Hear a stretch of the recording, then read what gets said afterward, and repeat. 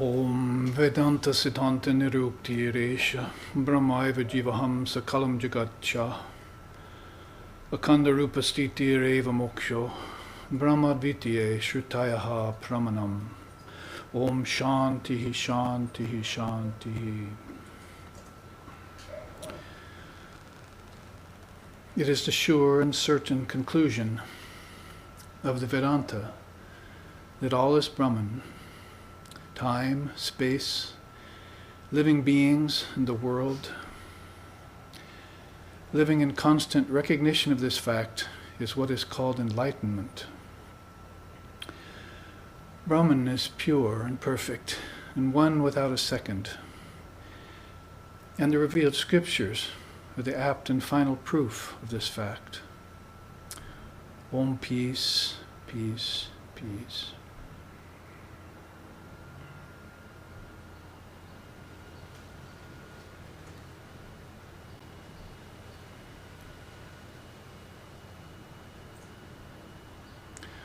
Om te dhyan yoga nugata pasyan devatma shaktim svagunayar nagudim yaha karnani nikilani tani kalatma yuktanya adidishtat yekaha.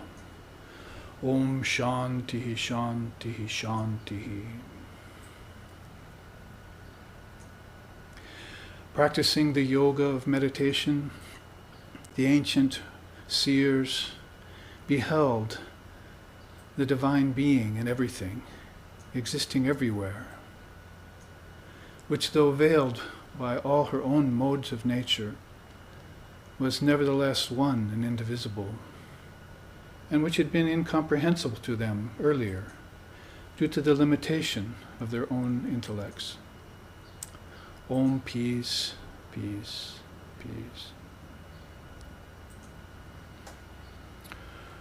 Om Sahana Vavatu Sahanau Bhunaktu Sahaviryam Karavavahai Tejasvi Navaditamastu Ma Vidvishovahai. Om Shanti Shanti Shanti. May Brahman, a reality, protect us. May Brahman sustain us.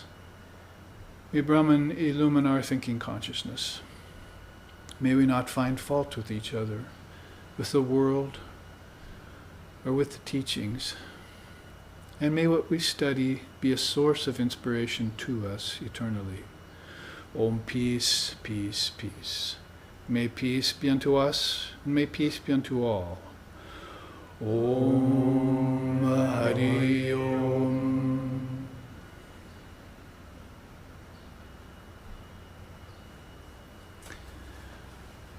Welcome everyone here live in our SRV ashram classroom, and to all of the devotees and students joining us on live streaming.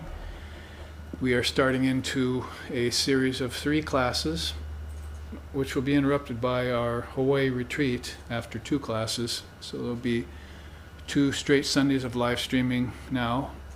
Today's being on Tibetan Buddhism and Vedanta. Next week's being on Zen Buddhism and Vedanta. And then our weekend retreat, and then the 4th weekend from now we'll have the final Buddhism and Vedanta class. So that's what's in store for this particular series, and you're all welcome, your friends are welcome, and we invite you to spread the word about the Dharma teachings that are going forth from SRV associations in its 3 centers, in Oregon, in San Francisco, and here in Hawaii. Now, we have just concluded a Dharma visit to the mainland and the West Coast, and we've just returned recently, so we're starting into this day honoring the unity of Buddhism and Vedanta. As Swami Vivekananda used to say, there's really no difference between them at all, essentially. The teachings, the Dharma teachings, you'll find to be almost exact. Of course, that's no surprise since Lord Buddha was an Indian seer. Probably the main differences you'll find is in the languages, because even though Buddha was 550 years before Christ, nevertheless, that's a very recent period of time when you compare it to the 5,000 to 7,000 or maybe even 10,000 year before Christ period, where the Vedic rishis were worshipping, and where the four portions of Vedanta, of the Vedas, came forth: the rites and rituals, the songs, the forest dwellers, and then finally the Upanishads, which we call specifically Vedanta. And over that long span of time, we find most of that lore being proposed to us and taught to us in Sanskrit.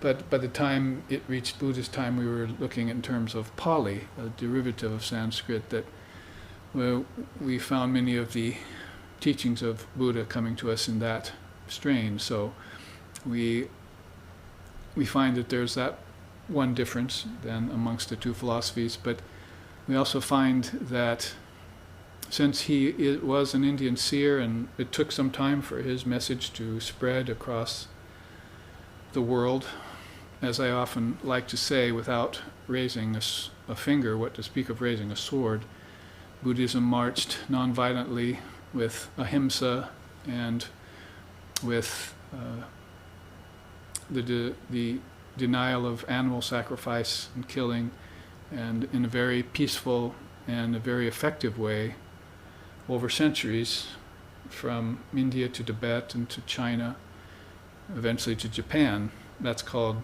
Dhyan, Chan, and Zen.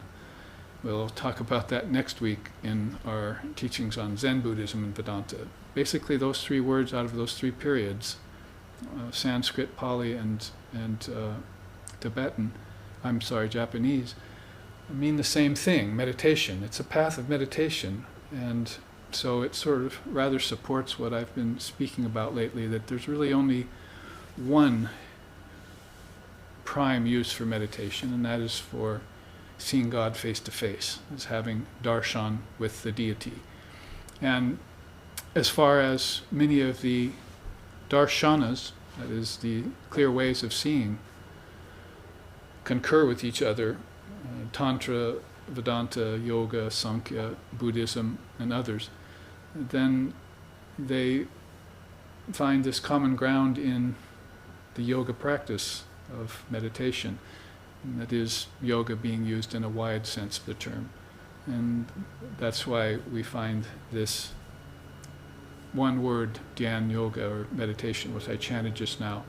They te Dhyan Yoga Nugata Pasyan, and they beheld the Devatma Shaktim, the Devatma, the divine Atman, Shakti, divine energy,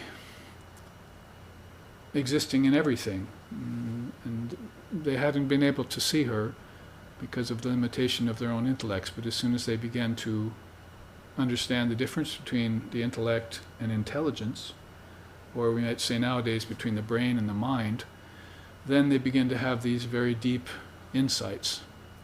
And that led to their beautiful divine remembrance. And that divine remembrance is half the battle as far as enlightenment goes, as we were just chanting. That remembrance is half a way to enlightenment. So one has to simply remember their divine nature, and then move inwards in a series of internal, we used to call it inward ascension, into the realization of various principles, that cosmic principles that are existing inside of oneself, starting with the 5 gross elements and the 5 senses, and then moving in another set of 5s to the subtle senses, and another set of 5s to the 5 pranas, and another set of 5s to the fivefold mind. Pretty soon you count off some 24 or 25 cosmic principles, which ancient Samkhya philosophy in India enumerated for us. And that's a quintuplication process that makes you a knower of the cosmos. And if you come to know the cosmos, then your path in and out of rebirth becomes smooth. When we talk about that in terms of Tibetan Buddhism, then we have some living proofs of those today. And my teacher, the Karmapa, Dalai Lama, has taken some 13 or 14 reincarnations consciously, and teachers like Jamgon Khamtrul Rinpoche, whom I will show you a teaching from him here today, and Kalda Rinpoche, who came to the islands and used to give us teachings here throughout the 70s, 80s, and 90s.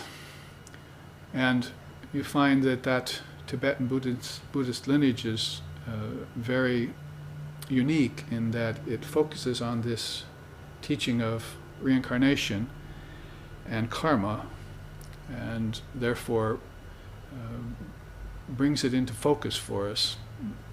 Some of the other darshanas tend to leave it a little bit in the background of things and focus more on the divine reality itself, called Atman or Brahman or Tathagatagarbha is another way of saying that. The Buddha mentioned it, or Pragyaparam was another way he called it, supreme intelligence.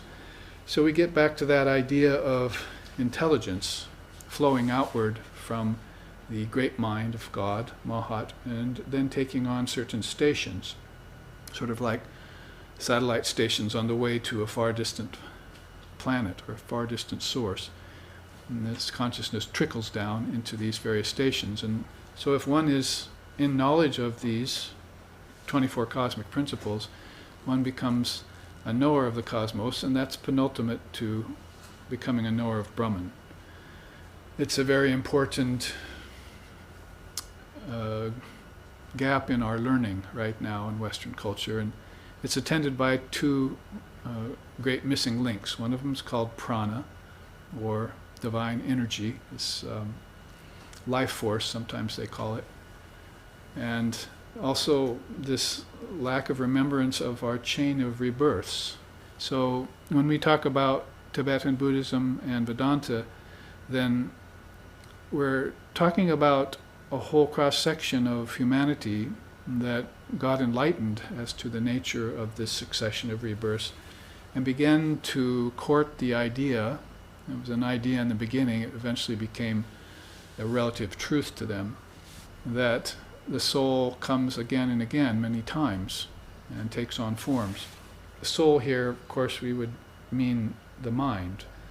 We have to be clear about that. So, when we're being brought up in a Christian tradition, it's not, the soul doesn't go from heaven to earth to hell in Vedanta. That means Atman doesn't move, or Brahman doesn't move. It's stationary and everywhere and all pervasive. So we have to keep that sacrosanct and pure as it is. But something else is moving inside of us due to the power of this Devatma Shaktim, and via that power everything moves. Man does not live by bread alone. There's another power that's coursing through the veins and through the nerves. And not only through the gross veins and nerves, but through the subtle veins and nerves too, called nadis. The yogis know about those. The scientists and the doctors and so forth only know about the gross sheaths and the gross nerves. So these subtle nerves are carrying an energy that by gradation becomes finer and finer as a person moves in towards the source of his being. And that's synonymous to explaining also how these cosmic principles get animated. They're stations at first, but when they become attended by Shakti, or further out in a more gross vibration, they become attended by prana, or furthest out in the realm of atomic principles, they become attended by particles. Then you're talking about variation that's different levels of vibration at different levels of intensity. And time, space, causality, living beings in the world, as we just chanted, are all accompanied by that divine energy. It's just a matter of how fine the mechanism is. So in this class I wanted to show you a chart that I just composed yesterday, and in fact I wasn't able to blow it up for the chart stand, so I made copies of all of it for you. These are just on loan, but maybe you can pass those out. Yes. And then I do have a copy of it on camera for the live streaming audience. It's called The Palette of Conscious Future Lives. And this is an ideal that we want to pursue. It might be a new idea to some people. To those in this room, I doubt it's a new idea. But nonetheless, it's something that we need to deepen our knowledge around and intensify our practice about, so that we can put it in the realm of not only possibility, but probability. And so I thought to myself, in this teaching that is going with it, which is going to be called the bardos states of Tibetan Buddhism, teachings on the bardos states. That's a Tibetan chart I will show in conjunction with this more Vedantic chart called The Palette of Conscious Future Lives. And we'll begin to see what the body-mind mechanism is capable of and what its possibilities are, and take a closer inspection at that divine energy, Devatma Shaktim, that we just chanted, is that it attends upon it. Divine Mother of the Universe, we call. Now, Tibetan Buddhism, in some of these charts that are here for us to look at, like the charts on the divine links and the charts on the bardos states and the charts on the Mahamudra, they call that divine energy Vajravahini. So that's Divine Mother in the tradition, and a deity inside which you contemplate upon and have visions of, and who helps you. And in Vedanta, we would call that Shakti, Devatma Shakti, as we were just saying, or we'd call it Mother Kali, or Mother Durga, or Mother Tara. Actually, Mother Tara is a good example of a goddess that goes both ways, that is, both to Vedanta and to Buddhism. She's the compassionate Divine Mother, and when I went to Karmapa, he gave me initiation into both the green and the white Tara, and gave me the mantras for them. So I started practicing that in conjunction with my Vedantic studies. So the wonderful thing that began to occur to me is the similarity, even maybe the essential unity between these two goddesses, Kali and Tara. Later on, I found out that there were certain songwriters, devotees in India, who had written songs proposing the same thing. They used the words Kali, Tara, Durga interchangeably, as if they were the same goddess, and I began to occur to me the idea that they are the same goddess, and along with hundreds and thousands of other manifestations of the goddess in different religious traditions, who always seems to be sort of behind the scenes. That's why you have that the beautiful songs that are sung by some of the devotees of Sri Ramakrishna Paramahamsa. Swami Abhedananda wrote, Ajapata vrite nicham sharira jnana daite papebhyo na sadaraksha kripamayi namostute kripamayi namostute. Kripamayi means full of grace, Divine Mother. Lajapata vritti nicham means in modest veil. She's always appearing, or as the case may be, not always appearing, because she has that modest veil over her. She moves about, as Sri Ramakrishna said, like a village cat covered with ashes, concealing her true color. So that Divine Mother that appears both in the Tibetan tradition and in the Vedanta tradition also appears in the Zen tradition, which we will be speaking about next week, called there Pragyaparamita, the beautiful Diamond Cutter Sutra and all those Mother of the Buddhas, and the wisdom that comes forth from them is very profound, even has sent beings into higher states of awareness simply by reading those scriptures, what to speak of even contemplating them. Just hearing them for the first time brings one into a high state of awareness. So this chart in front of you then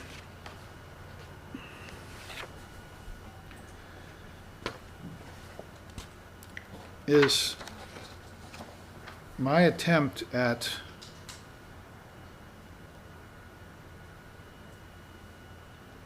painting a picture, you might say, or teaching all of us how to paint a picture of a future life, which is going to be full of awareness, full of consciousness. I want to start in the middle. Those of you who are looking at the chart, and if it's on the screen for the live streaming audience, there's a quote I selected from Lord Vashishta, Vashishta's Yoga. He says, "Ego plus mind plus intelligence, and adding in the five senses, make up this temporal unit called the psychophysical being. When considering it and its powers, we must remember that when these eight forces, these eight facets are kept in a pure state, then Kundalini Shakti loves to sport in this amazing form." So the idea of shuddhi, or purity, comes forward. And of course, purity in Vedanta means not so much focusing on morality or immorality, which should be a matter of practical sense for people. When you come to Vedanta, they figure you've already got that well in hand. But more a matter of the distance you are from the source of a thing. The further away you are from the source, the more impure something becomes. For instance, this morning in satsang here at 7:15, we were live streaming and talking about the false superimpositions. That is how nature, according to Sri Krishna in the Gita in chapter 7, is inanimate, how it's dangerous, how it's insentient, and also how it's very, very all-attracting. It's very enchanting, and how we had to disenchant ourselves from the scenes of nature, like Buddha did under the Bo tree, in order to get this realization of the highest Devatma Shakti, and also the Buddha nature beyond it, the Brahman, he used to call it. He would say, the Brahman. He says that in the Dhammapada, which is the earliest of all Buddhist scriptures, written in Pali canon, and also of the Hinayana fold, that is the very earliest part of Buddhism. He often mentioned that over and over again. So he was very much aware of it. As he took teachers in Sankhya Yoga before he found his own way. So he was well schooled in the cosmology of India. Now, this quote here, we're talking about 8 facets, aren't we? That's why I put up this chart, because in that, I'm sorry to jump around a little bit here, but this is the way I teach, with lots of different angles to go at for the human mind.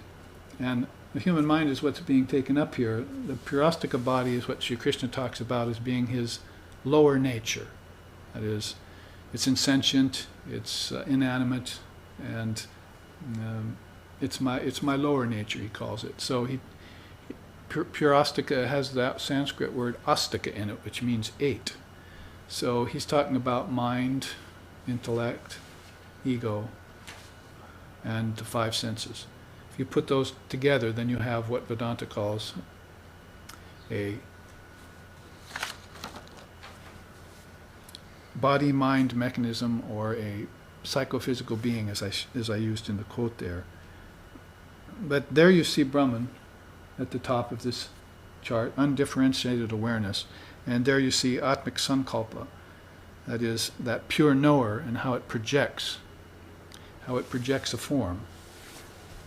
Remember, the word pure here is being inspected from this palette of conscious future lives chart. Now, the Jivatman comes in right about there. Lord Vashishta calls him the dreamer. So he, with this power of projection, that is mind, intellect, and ego together, engage in a sort of dream life, a dream play, or a lila. At this point, it's still pure. Therefore, beings born under that auspice are being born with divine bodies. They're being born with divine senses. The kind of divine senses that Sri Krishna granted to Arjuna on the battlefield of Kurukshetra, if you remember, when he got the vision of the cosmic form and Krishna touched him on the heart, and he went into a deep state of samadhi and saw the cosmic form, Vishvarupa Darshanam. So Krishna had told him previous that you cannot see God with these ordinary senses. You must have divine senses. Here, I'll grant them to you. And he touched him and gave him a very high state of awareness with this hasta diksha. Diksha is a kind of initiation. So hasta means hand. So he touched him with the hand, and with the divine intention in his mind, then awoke him to these divine senses. Those same senses which those beings who are far away from realization of Brahman are trying to purify so that they can come closer in. That's why coming from the other direction, you're going to want to connect earth to smell, and water to taste, and fire to sight, and air to touch, and ether to hearing. So if you're coming at it from the outside in, you have to reconnect the dots, you see. I mean, I would go to a fourth chart here, but basically that's what we'll get to eventually when Jamgon Khantrul Rinpoche is talking about how you attach to the 5 elements. So when time of death comes, it's very difficult to detach from them. They become familiar to you.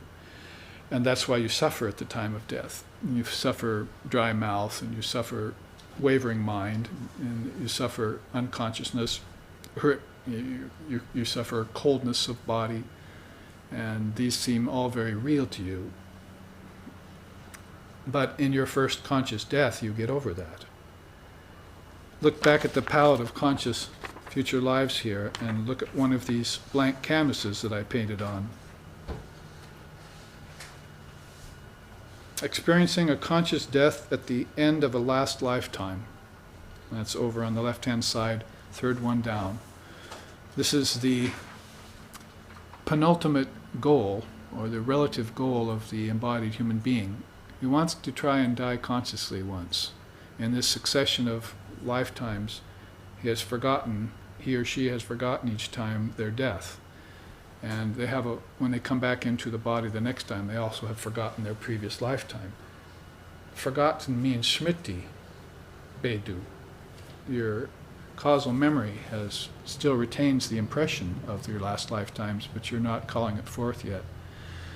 So you meditate, and that begins to uncover, that is, tear away some of the veils off of this secret that you forgot about because of an unconscious death previously.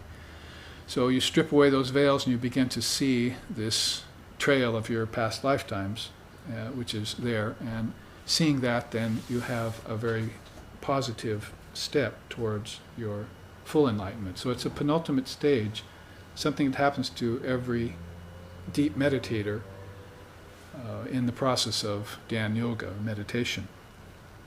So if you can have that conscious death, then the idea here is that you can be born again and have your first lifetime as a bodhisattva. That's how they would put it in Tibetan Buddhism. Actually, there are 10 lands of bodhisattva, but we'd have to go into another chart right away to show you those. We'll maybe come upon those later. There are 10 levels of bodhisattvahood, but if you can have that first conscious death and see yourself as witness to birth, life, and death before you pass away from this body that you're leaving, then you'll be able to come back and live your first conscious lifetime as a bodhisattva. We would call it in Vedanta a jivan mukta. Bodhisattva, jivan mukta, very similar terms. Living liberated souls is what they're talking about. Some of the other empty canvases there are also interesting. The one above it, spiritual practice and attainment in previous lives. They often say, that is, the Rinpoches of Tibet say that if at the time of your death you have practiced the Dharma, then it will be much easier for you to exit the body in a conscious way. So that means during life you must have, if you want to put it Vedantically, you practiced the 4 yogas. You must have meditated, you must have studied the scriptures, because the scriptures will fill you in on the wisdom of the cosmos, you see. Cosmology first, then philosophy, then spirituality. That's the sacred Triputty in Vedanta. You must know the cosmological workings of everything so that you know that you're none of them, that you're the witness or the operator of all of them.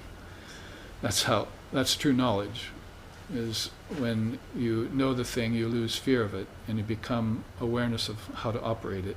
So we're talking about operating from a conscious state. You're taking on of bodies and giving up of bodies. Like Krishna says in the Gita, like a child outgrows a set of clothes and puts on a new one, or a snake sloughs off its skin and has a new skin. So just like that, the facility of a soul to gain that kind of inner power is what the darshanas of Tibet, the darshan of Tibet, is really very much focused upon, and it's very much aligned with yoga. When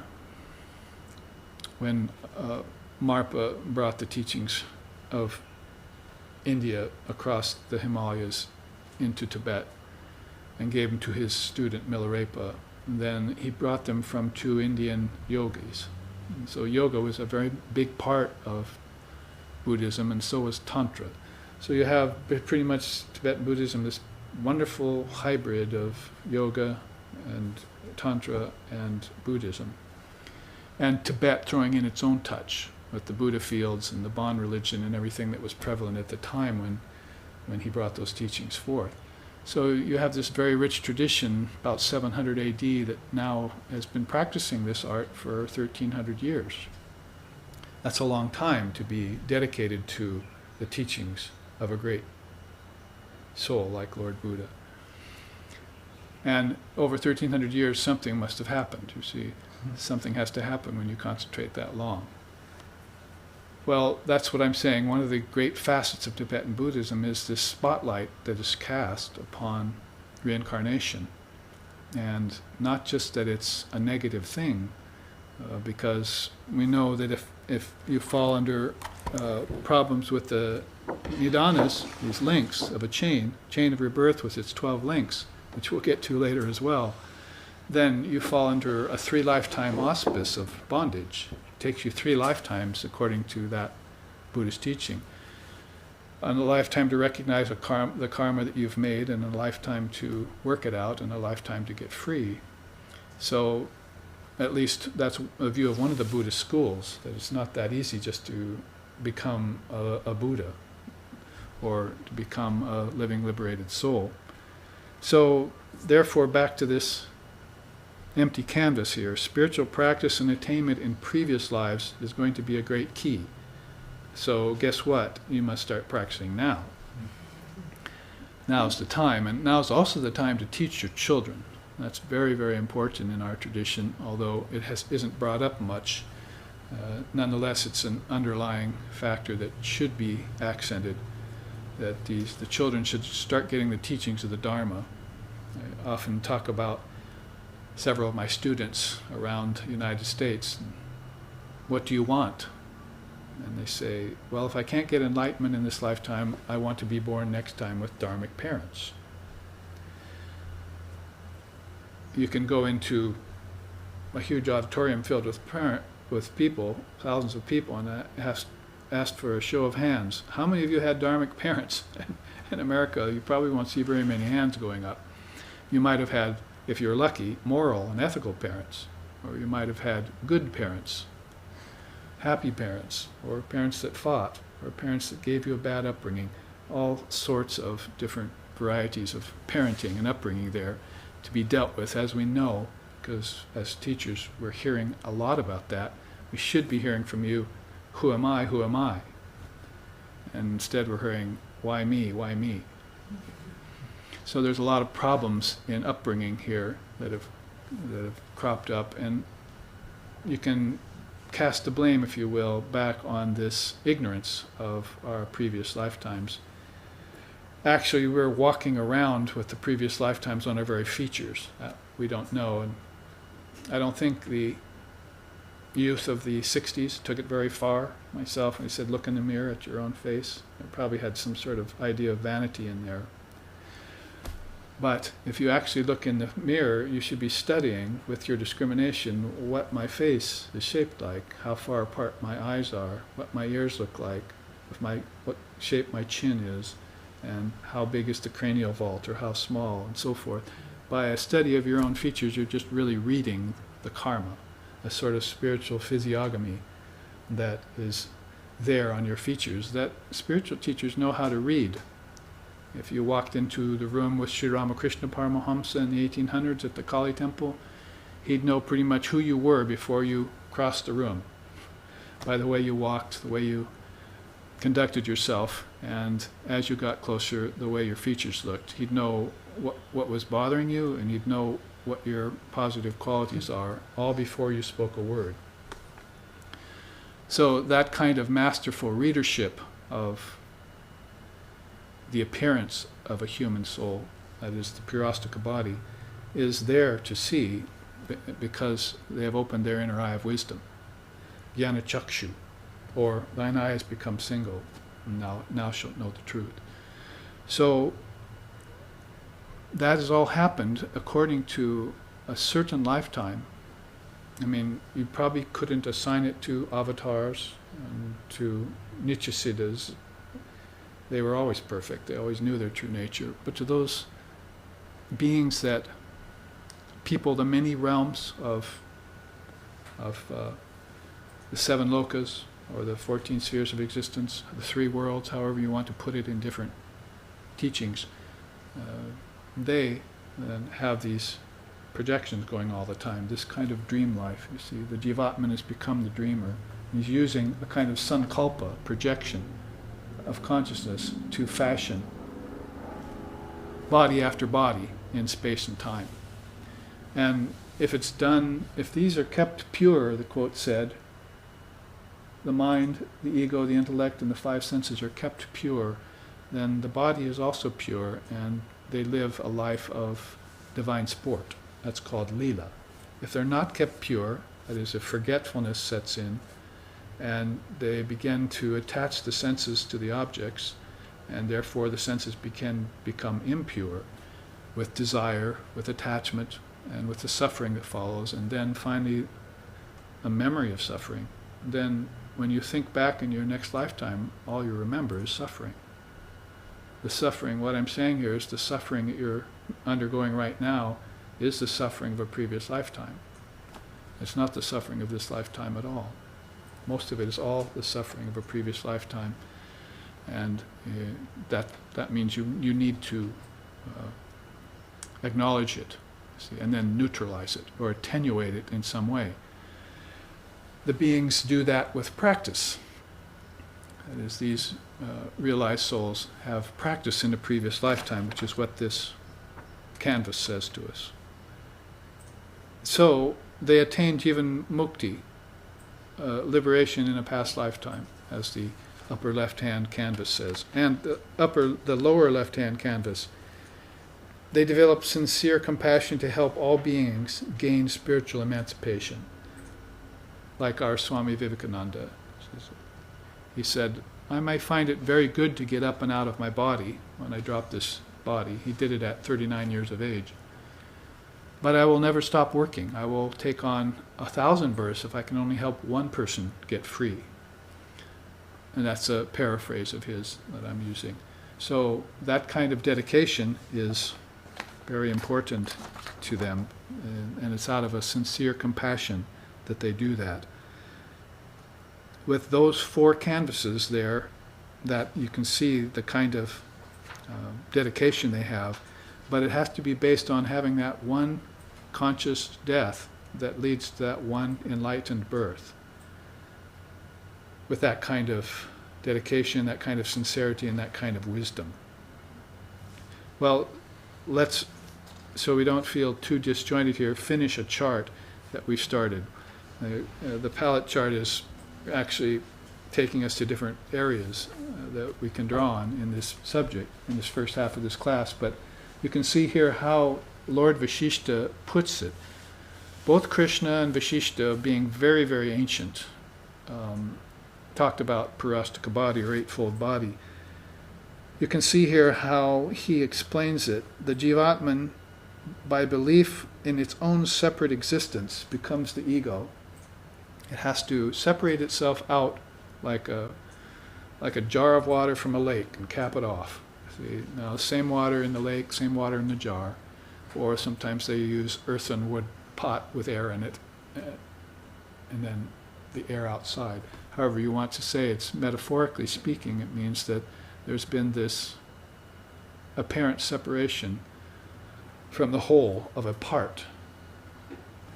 It's a qualified non-dualistic teaching, because there is no separation in Brahman. So you have to come down to a qualified, they call it Vashishta Dvaita level, to understand it or to apply it. And so by belief in its own separate existence, it becomes the ego. Then, and this is, remember, you're talking about a kind of dream projection here. You can't really separate anything yourself from Brahman. You're dreaming yourself away, is one way of putting it. And then how about for the manas, mind? Through dual contemplation of itself, it forms a mind. So now it starts thinking of itself as not I and my father are one, but I and my father are two. And that begins the manas. You see, manas is dual mind. That is one of the fourfold aspects of mind.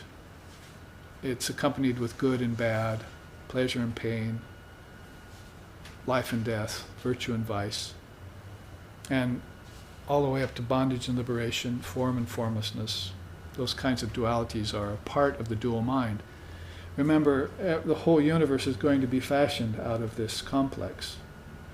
So what kind of universe do you want to create?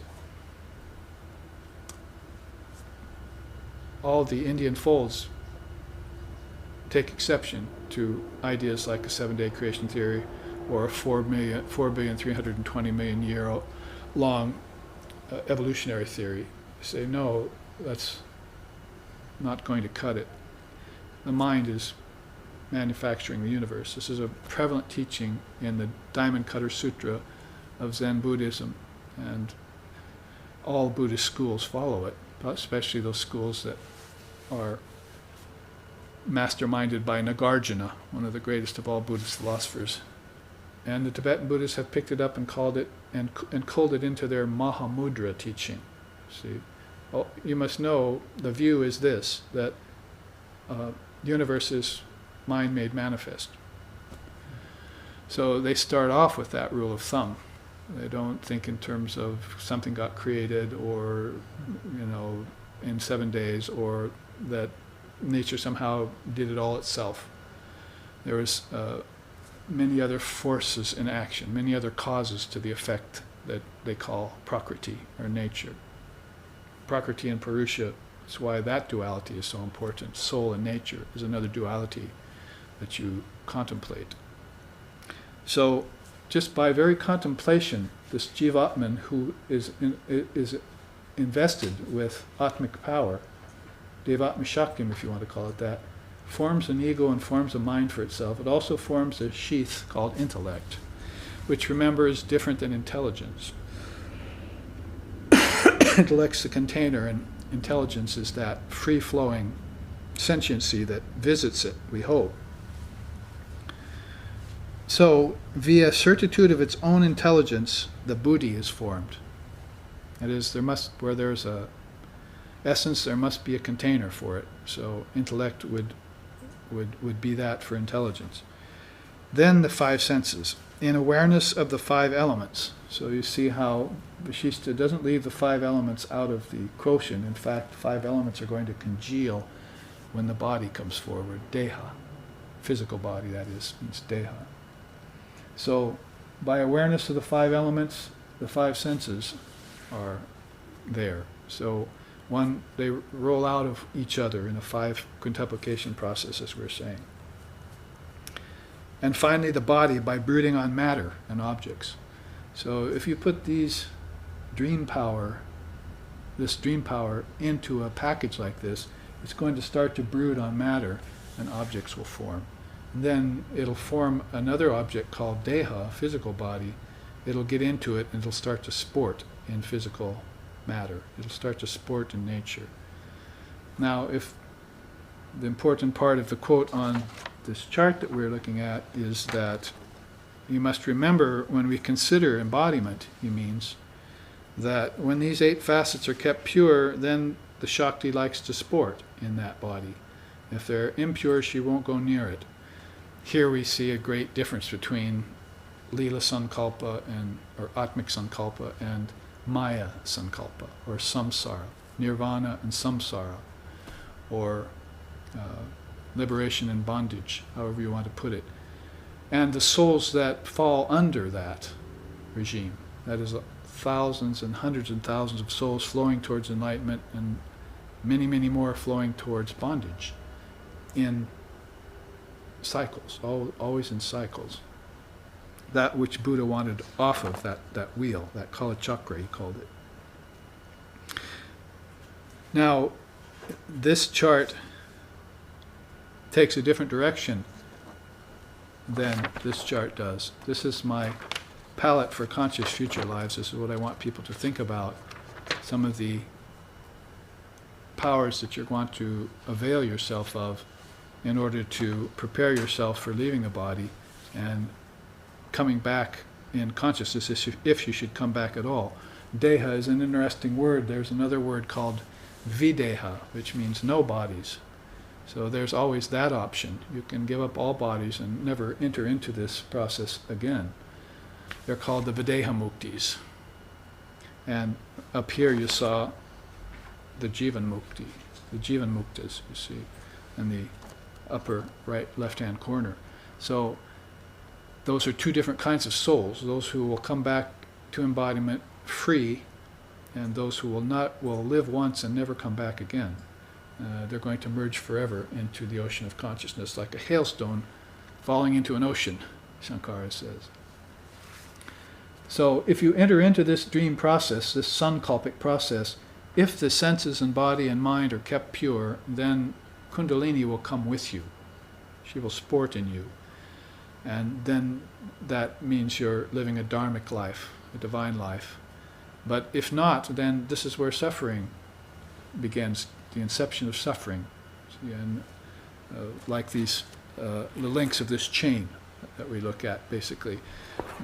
The nidanas, they're called, start to form, and then it's a 3-lifetime scenario for the soul to try and get out of this process. Unless, usually by the grace of a great soul, they can get out quicker, or by the grace of God or Mother. But basically, under their own power and auspice, if they have spiritual practice and attainment to their credit merits, then they can work themselves out of bondage. If not, then here you see Vashishta's description of what happens. Sankalpa, Vikalpa, dream life begins. Then karma bandha, bondage to the realm of cause and effect. That word almost sounds like the English word bondage. Bandha means the same thing. Then samskaras and samskara skandhas form. Those are impressions in the mind. That is, the impressions of your suffering, I was just telling you, are still there in your mind from a last lifetime, so you're still holding them.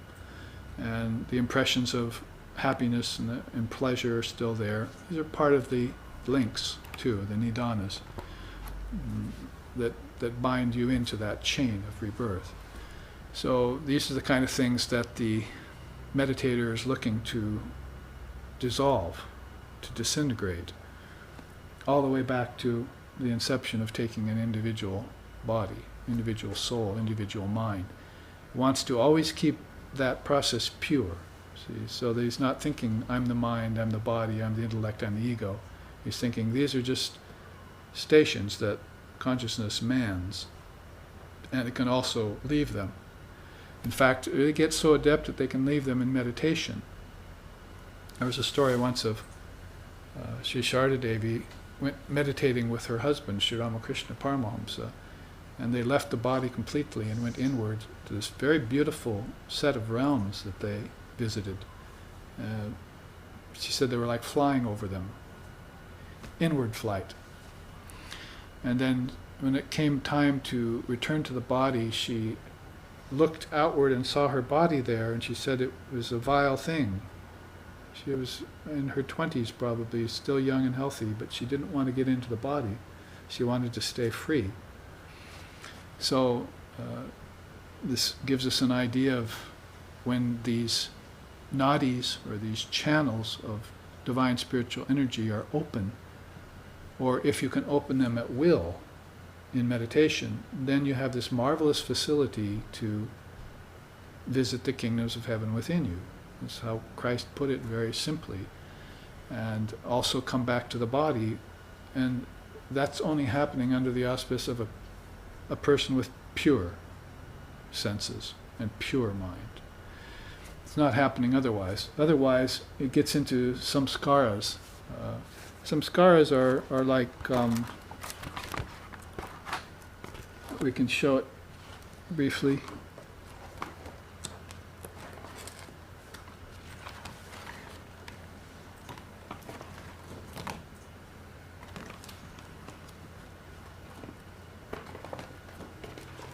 I think. Must be here. There we are. Samskaras are like mental impressions that are the cause of embodiment. You see a basic brain, but the brain is just the physical representation of what's called a mind. And the mind has stored inside of it all these little, in fact, these are Tibetan Buddhist clouds, so it's a very apropos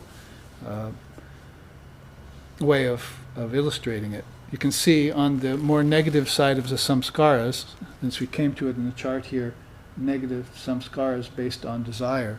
You can see a root ignorance, tendency towards cyclic transmigration. There's a great samskara in people's minds. They have no knowledge of their true self when they lived previously.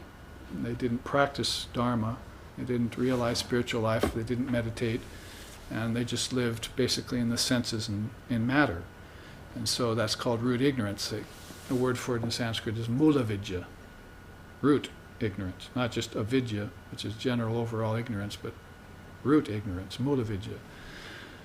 And also the tendency towards cyclic transmigration or rebirth comes about. And that would be this process that we're talking about here on this chart. There's another samskara there, so birth, gender, life, personality, death, rebirth, also there. Look at your chart now here for a second. Right above the palate in the middle, choosing dharmic parents prior to entering into the womb, selecting the country and culture of one's choice, assuming gender and physical body, arranging life circumstances in order to neutralize karma, setting up the manifestation of one's work and mission in life. Those are almost complete our canvases, you see. So these are some of the things that are possible for the soul who is aware of all of this power. Otherwise, this birth, gender, life, personality, death, and rebirth is all done by chance, sort of like the roulette wheel method, you see, where everything is given to chance and your consciousness doesn't have any ability to choose. What this palette of conscious rebirth is speaking about is developing the power of choice. You choose your parents, and you would choose your gender, you would choose the country of your birth, as Dalai Lama did 13 or 14 lifetimes in a row. He was never far from the mark, was he, when he came into his incarnations. So that power of choice is there in the soul, and it can get very well honed inside of the mental body. Mind, ego, and intellect. The ego there is ripe ego, so it's not getting in the way of the process. There's a marvelous facility and openness there, and an ability to travel inwardly on these subtle nadis, yoga calls them, subtle nerves. And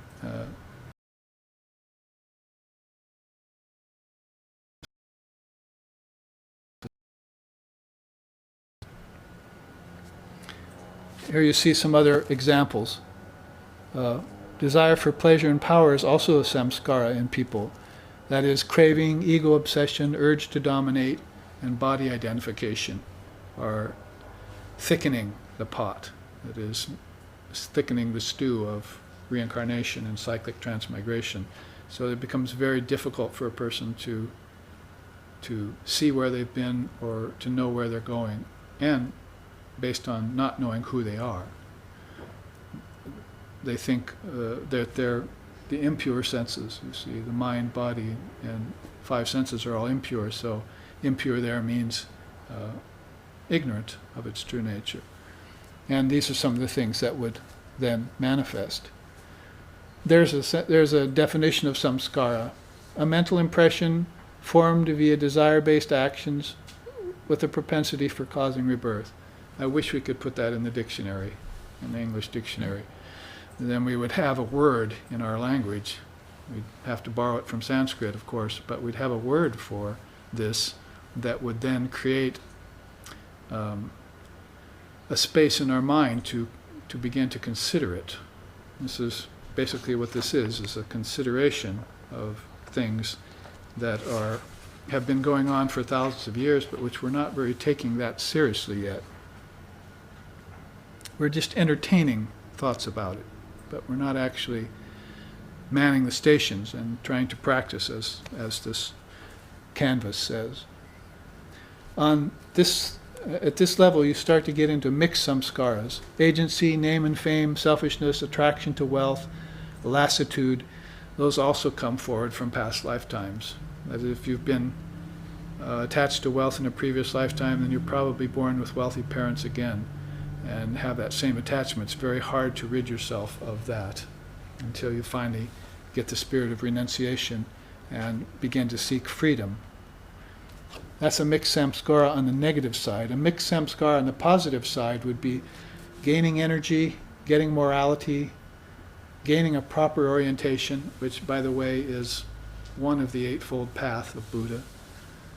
Ashtangika Marga, he calls it. And developing a sense of altruism. And basically you begin to lose your selfishness bit by bit, and you begin to gain selflessness. And it begins to take its place. When that happens, you see the turning point from an ignorant soul to a potential bodhisattva or a potential jivanmukta. They're on the road, on the way to freedom. Vedanta, the voice of freedom, has been heard. So you're looking basically here, tendencies of ignorance, desire for pleasure and power, habits and attachments.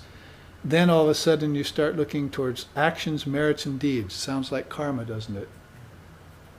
And mental capacity and intelligence, and abilities for divine life and conscious embodiment. This is what samskaras are like in the human mind. And some of them have been accented, and many lifetimes have been formed around them. Other lifetimes, other of them maybe haven't been present in some lifetimes, so they're buried very deep. Some examples are aptitude for higher learning, positivity, religious faith, and service, wisdom, compassion, peace, and illumination. These are things that begin to outline for us and define positive samskaras in us, so that we can see that in ourselves, we can see that in others, and hopefully we can see it in our children and begin to water those flowers and keep water away from the weeds. Prati paksha bhavanam. You water the flowers and not the weeds.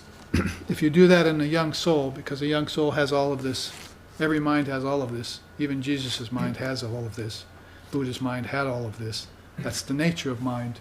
It's dual by nature. As soon as you form a mind, it's a mechanism that separates you from Brahman. So, body formed, already error. It's like good Zen koan, you see. Body formed, already error. So at least keep the body and senses pure. And then Kundalini might come sport in you like she did in Sri Ramakrishna Paramahamsa. And we know what kind of lifetime he lived and how beneficial it was for others. So I took a little bit of a deviation away to this samskara chart. Let's work our way back to here because we're going to hell right now. So we don't want to miss out on this. Keep your eyes open. You remember Yudhishthira is the oldest of the Pandava brothers in the Bhagavad Gita, Arjuna's oldest brother. And he was the most dharmic man alive. He didn't really need to hear Krishna's discourse on the battlefield. Arjuna needed to hear that. But so he was once so dharmic, in his lifetime he told one white lie. It's a good English expression. So he told one white lie. So his fate for doing that, because one white lie against the backdrop of such a perfect soul like Yudhishthira is a huge thing, you see. So instead of going to hell, he had to go through hell. That was he had to see all the suffering, you see. So follow along here and I'll take you through hell. You don't have to go to it. After samskaras like this form, then Mayik Sankalpa is in full operation. There you see the game is really afoot, and the covering power of Shakti, called Avarana and Vikshepa, is in full force. That is, everything is getting distorted so that you're not seeing it as it truly is, and those things that you really want to see are getting covered. That's called the power of Vikshepa and the power of Avarana. Two forms of Maya have kicked in, and it's very, very difficult to then see your way clear. Prakasha Shakti will be your only recourse. Prakasha means revelation, and so you can see, even especially in Judaism, in the Old Testament and so forth, the power of revelation was like the main thing.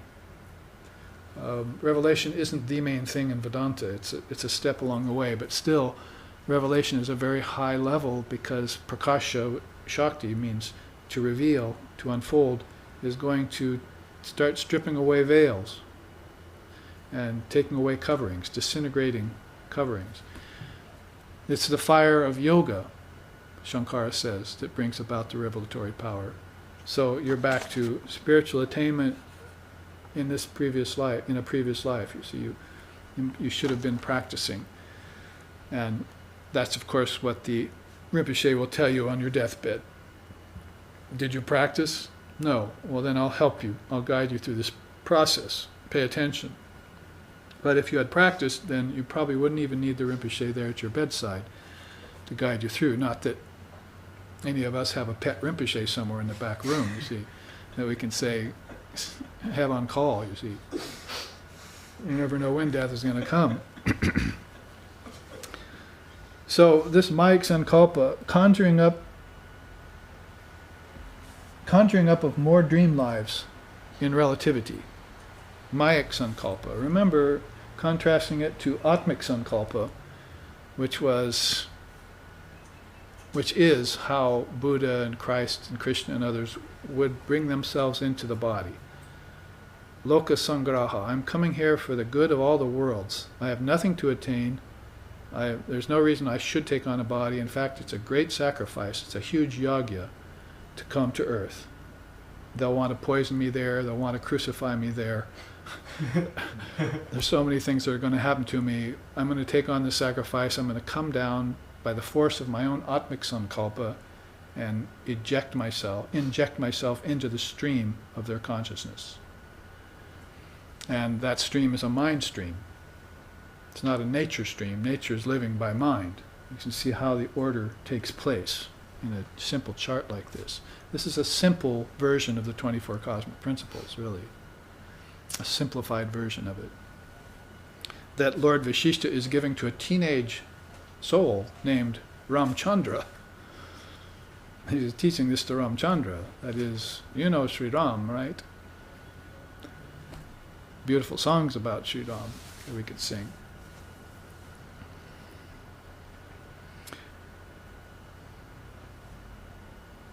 So, conjuring up more dream lamps in relativity, Maya Sankalpa has kicked in.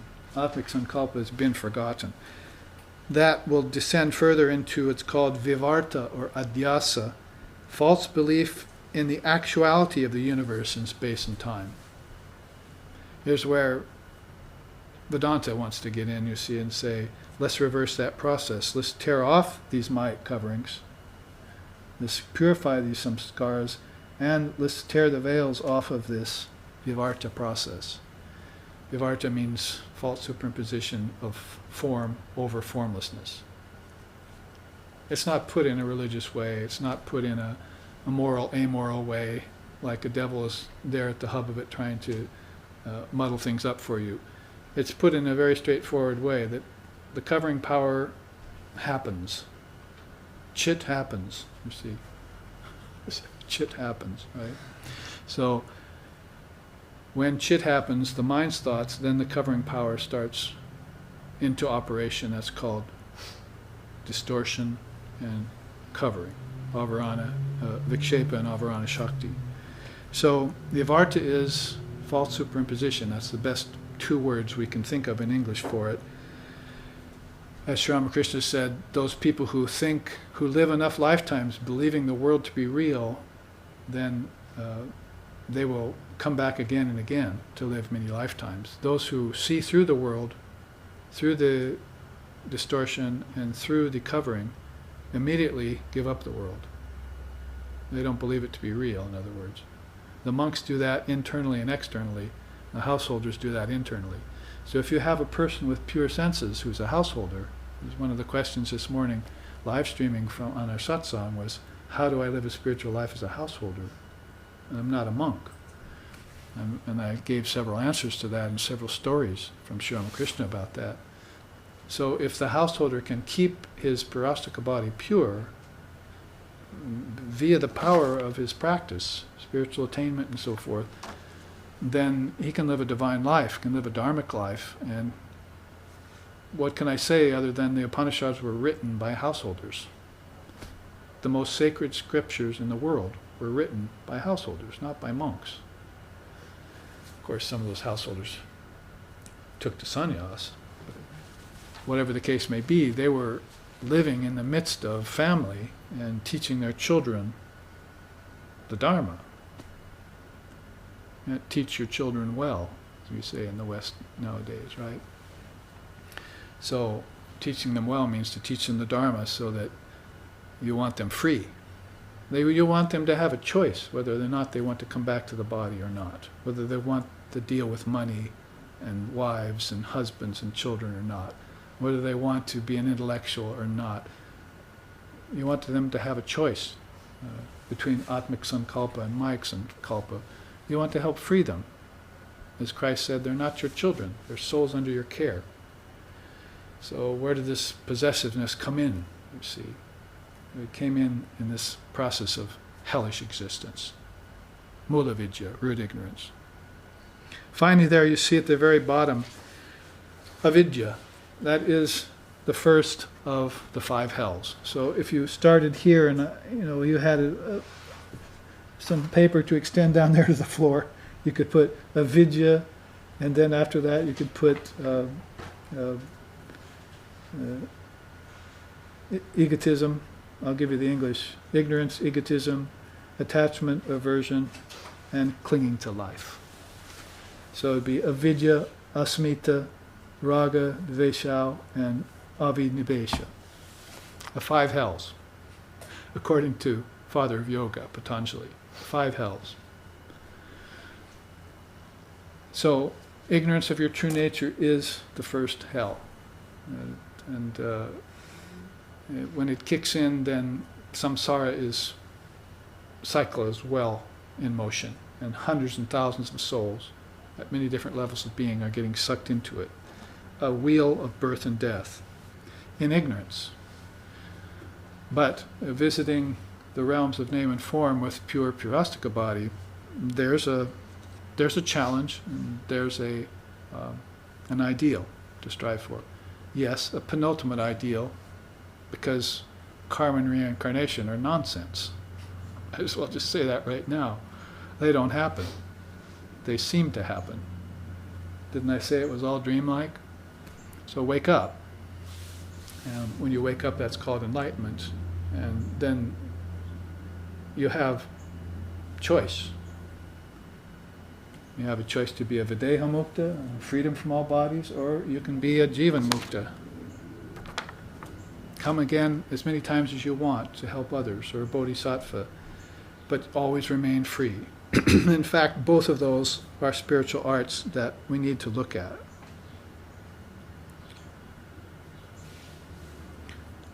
The only other canvas we didn't read here was this non-dual perspective that transforms all appearances into reality. That's at the lower right-hand corner. It transforms all appearances into reality. I've often said you could put somebody like Sri Ramakrishna Paramahamsa right here and put a very worldly person right next to him, and you could hardly tell the difference, you see. Same body, same elements, same blood, same flesh, same brain, same eyes, same senses, same.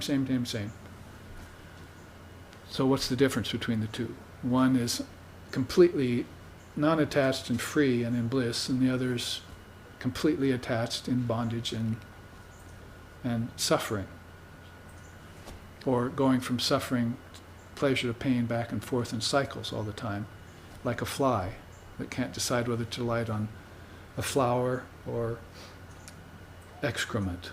See? Can't decide where to land.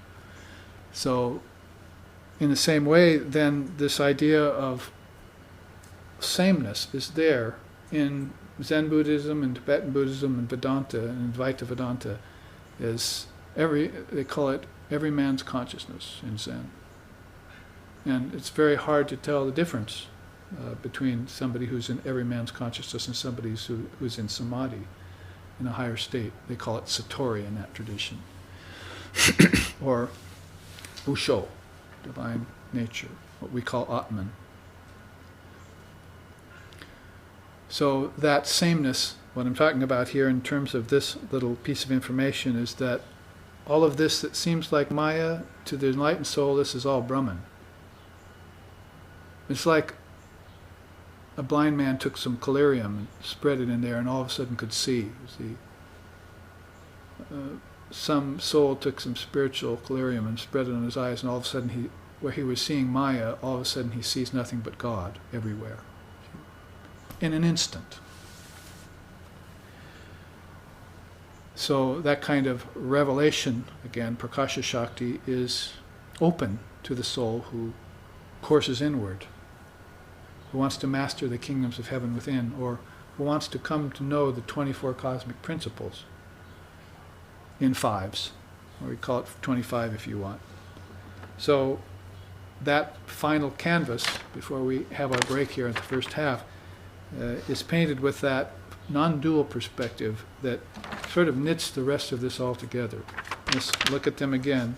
Choose dharmic parents prior to entering into the womb. We'll get into that a little bit after the break with a Tibetan Buddhist teaching. Select the country and culture of your choice. Dalai Lama did it, other people do it.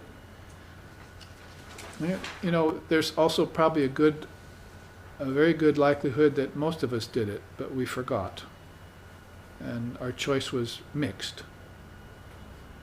Our standard wasn't that high. Our capacity wasn't that powerful. Because what we didn't look at here in this palette chart, if you can see the palette itself, look at the different paints. The paints you're using to get freedom are pure will, cosmic wisdom, clear mind, strong intention, spiritual adeptship, and farsightedness.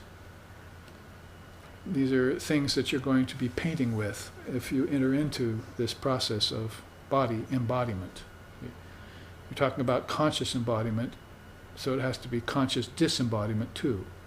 You can't get into life and say, this is my oyster, the world's my oyster, all of this is going well, and all of a sudden, oh, death comes. Now what happens? I should have met death a long time ago. I should have known death from my previous death. See, I should have known that I was the observer of birth, life, and death all the time. That I've seen myself live, be born, and die many times, but I've never changed. That all-seeing eye has never changed as it watched the passing of all phenomena. So, put it this way, Sri Ramakrishna's story: the potter puts its pots in the sun to dry, both baked and unbaked ones. A cow happens to walk over them and break some of them. The baked pot shards that are broken he throws away, but the soft ones, though broken, he gathers up and shapes them into a lump. From this lump he forms new pots. In the same way, so long as a man does not realize God, he will have to come back to earth, that is, to the potter's hands again. So Sri Ramakrishna saw village life, things happening out in the world, and just immediately saw the spiritual essence in everything. There wasn't everything he saw, did, tasted, smelled, everything he experienced with his own pure body and senses was simply a spiritual teaching happening in front of him. And so he translated it into words. So the potter's hand, you see, the potter's hand is really your own. Where seekest thou that freedom, friend? Neither this nor that can give. In books and temples vain thy search. Thine only is the hand that holds the rope that drags thee on. Then cease lament, let go thy hold, sannyasin bold, say Om Tat Sat Om. So thine only is the hand that holds the rope that drags thee on, Swamiji said in his great poem. So then we must cease lament and let go thy hold. So all of this chart, which I've handed to you here and which the live streaming audience has been able to look at up close, is all about let go thy hold and begin to plan, become a better artist, see, a better potter, a better painter, a better musician, and definitely a better spiritual artisan, somebody who can choose wisely and who takes responsibility for their choices in life, therefore will annul their karma or neutralize it or at least attenuate it so that it won't be a botheration. And so greater knowledge can be gained in each lifetime. Better and better births, Sri Aurobindo said in his Lights on Yoga. Better and better birth, higher and higher births. That's a penultimate goal to reach for until such a time when you can see that all coming and going, all dreaming is nonsense, and you give it up. That's your true nature looking on. To this playful process. But this playful process can also become a very painful process. So we looked at samskaras, we looked at the palette of conscious future births. Let's read the final quote to finish this chart. Human being, today it is, tomorrow it is not. No one will accompany a person after death. Only actions, good and bad, follow even after death. The result of karma is inevitable. But karma's effects can be counteracted greatly by japa and austerities. Sri Sharda Devi, the Holy Mother, my teacher's teacher. So we see by her quote that she sobers us, but then she also tells us the way out. It's the way the Noble Truths proceed. There is suffering, there's a cause for suffering, there's a way out of suffering, and this is it, the Eightfold Path. Begins with right orientation and right perspective. So those very teachings in the Eightfold Path of the Buddha that found its way into Tibet and China and Japan and so forth are right out of Mother India. And they're the same teachings that we teach in Vedanta and Yoga and Sankhya and Tantra. And with those teachings, the soul gets well manned, see, and is able to make choices that are wise and freeing and live a life which is beneficial to himself and to all other beings. So after our break then, we will come back and look at the teachings of Tibetan Buddhism on conscious death, and therefore leading to conscious rebirth. So thank you all for your attentions in this first half. Live stream audience can stand by, look at the charts, and meet us in about 15 minutes.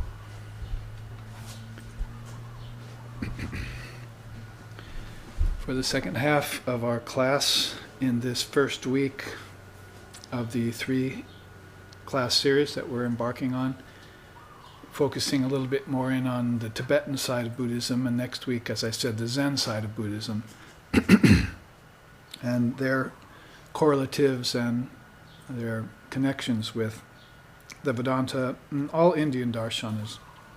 You'll find that even Jainism and Sikhism, Saurism, and other Indian darshanas are in concurrence with a lot of these.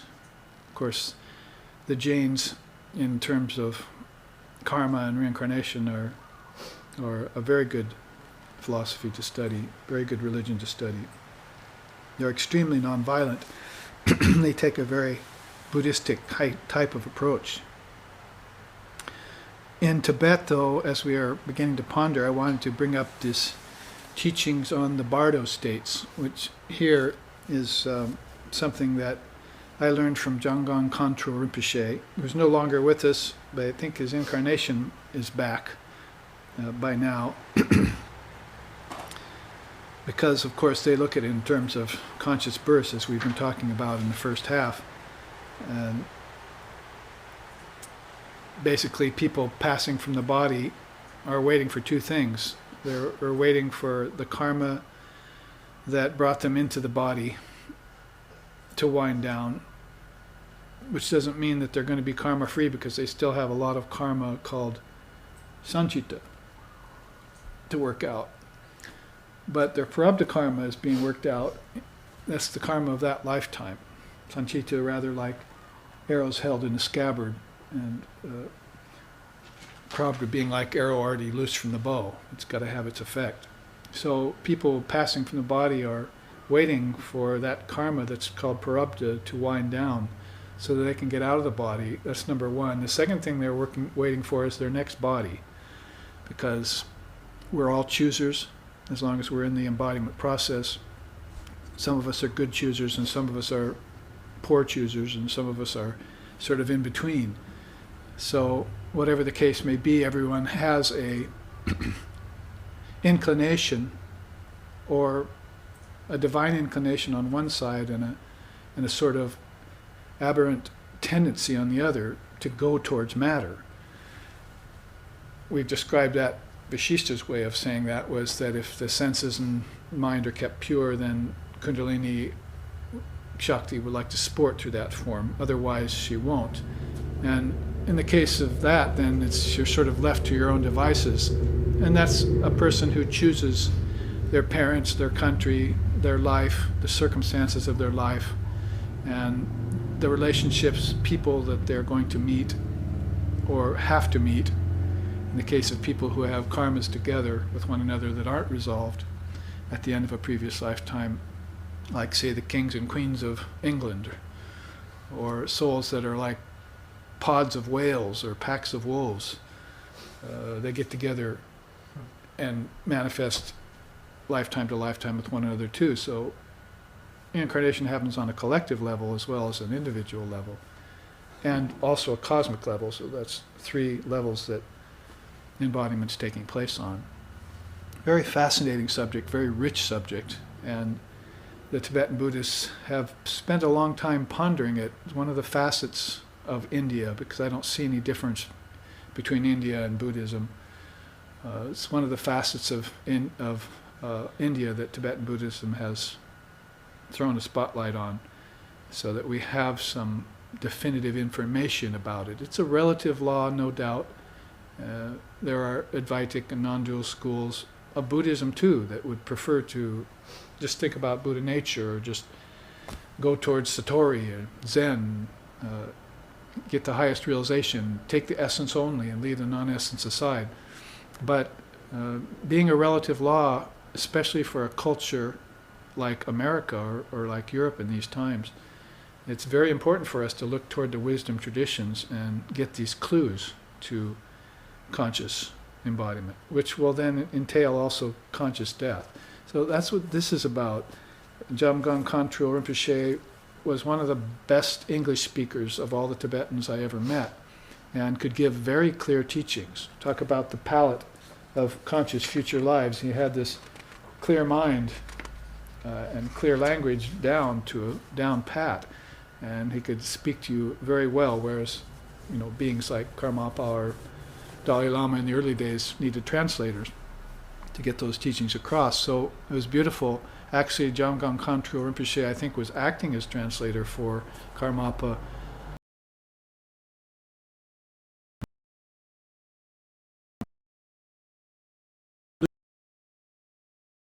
So I managed to fashion a chart out of some of his main teachings on the bardo states.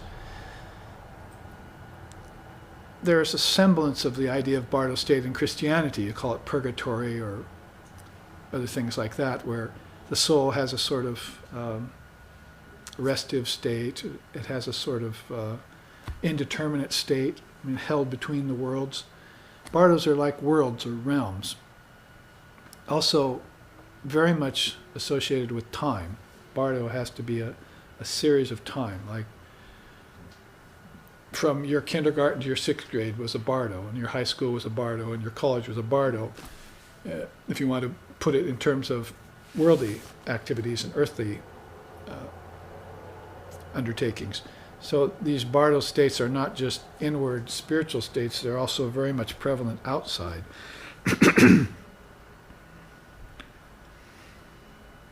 So he told us, this teaching is extraordinarily important for our present day world, because today we live with widespread conditions of distraction that weaken our ability to concentrate fully upon whatever practice we are engaged in. He said that in 1980 when I saw him. So that was before the cell phones and computer age glut and all that was going on. There was distraction even back then. There's always distraction. 9 of them, actually. The father of yoga calls them the 9 vikshepas or antaryayas, the distractions to spiritual life. 2 are physical, 3 are mental, 1's intellectual, and 2 are spiritual. So on all levels of our being, there's these distractions. Even on the spiritual level, you get these distractions that keep you from realizing the ultimate. This center, for instance, has a poison in it. All the centers have nectars and poisons, if you look at the Kundalini system. So there's a poison there called disorientation. A bird flies so high that it loses track of the earth, you see, and all of a sudden it doesn't know which way is up and which way is down. So there are acclimatizations that have to happen. And experience of death is one of those. You see by this beautiful way he expresses it here, which we'll get into. But suffice to say, he thinks this is a precious teaching for this present day world because of this widespread distractions that are going on, even more now, 20 years, 30 years after he said it. Well, there's that word I mentioned earlier. I think Buddha, did you say there was a God? Did I say there was a God? There is a God. Did I say there was a God? Then there is no God. Did I say there wasn't a God? You couldn't pin him down. He would not commit. And of course there's many fine reasons not to commit. But that word Tathagata is one of them that's used. And Swami Vivekananda also said that he used the word pragyaparam, supreme intelligence, for God. We were talking about it, actually a question today, whether to use the word God or Brahman or Allah and so forth. So here's the quote about Tathagata. It pervades all beings in quantity as well as quality. It sounds very much like Atman in Vedanta, you see.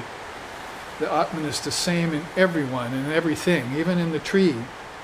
The tree has Atman as its backdrop, so does the human being. But the human being is a much better station, much more sentient and wise station with which to realize the Atman. That's the only thing. It's degree of manifestation that becomes important, rather than drawing these immature conclusions about quantity and quality. It is primordial essence which is never defiled. It becomes obscured, however, when an individual engages in negative activity and thus accumulates karma, which presents recognition of it. So there you have the key words I've been talking about in the first half of our class, basically, wasn't it? Obscured. That's the power of obscuration, avarana shakti. And vikshepa, distraction, or distortion. Distraction's a good one too. Also, the word comes up here, recognition. Pratyabhigya in Sanskrit. It's a huge word for remembrance of our divine nature, or recognition of what is.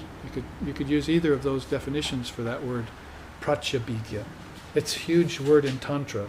They say pratyabhigya is really almost realization. It is enlightenment. When you recognize a thing, that gives you the aha moment, you see, the epiphany.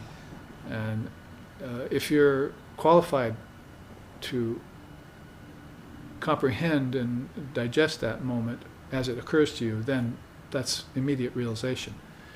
Jata samadhi, or sahaja samadhi, something that happens really naturally to you with just a few words or just a deep insight. But you have to be qualified for that to happen. So these are great words in this quote about Tathagarbha, this divine essence in everything. It would be the same like our Atman or Paramatman. Well, let's get into the actual subject of the teachings of the Bardo state, because the subtitle there is the Bardo of birth and death, or death and rebirth, actually. Here's finally somebody who tells us more specifically the dynamics of what happens at the time of death and before your next rebirth, because usually by the time you find out about the teachings of reincarnation and rebirth, you've already been born. And you're already living that karma that you should have known about prior to having experienced it. So it's getting a little late in the game, as they say. So all of this here in this palette of future lives, the subtitle for this is, I was thinking of a expression out of my childhood: straighten up and fly right. Isn't that it? Wasn't that it? Your parents used to tell you, straighten up and fly right. So spiritually speaking, then we have to get our P's and Q's together, dot our I's and cross our T's. We don't cross our I's and dot our T's. We get clear mind, get it all straight. And when we have the cosmology down and when we have the philosophy down, then we can go towards spirituality. Otherwise, you're trying to jump from the lowest step to the highest step, and you don't know any of the steps in between. Even if you managed, if you were a great high jumper, you'd still be letting yourself out of so much richness that you're going to need to know if you're going to take on a body and consciousness again. Remember, they asked Vivekananda after he gave all these teachings in 1893, before he left India, or left America to go back to India, they asked him, should a man be reborn then? We want to know. Give it to us definitively. He said, I certainly hope he will not. Not till he can do so in full consciousness. So they were standing and talking to a man who had been reborn in full consciousness, standing there right in front of them. And he only lived 39 years of full consciousness in the body. So this is a Nityasiddha, internally perfect soul. The art has been learned long ago and has been used all this time.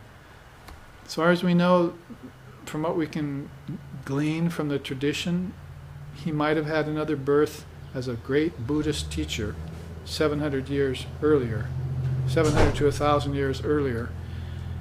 There was some mention made of him having a deep meditation in which he realized himself as this great being that led thousands of beings, and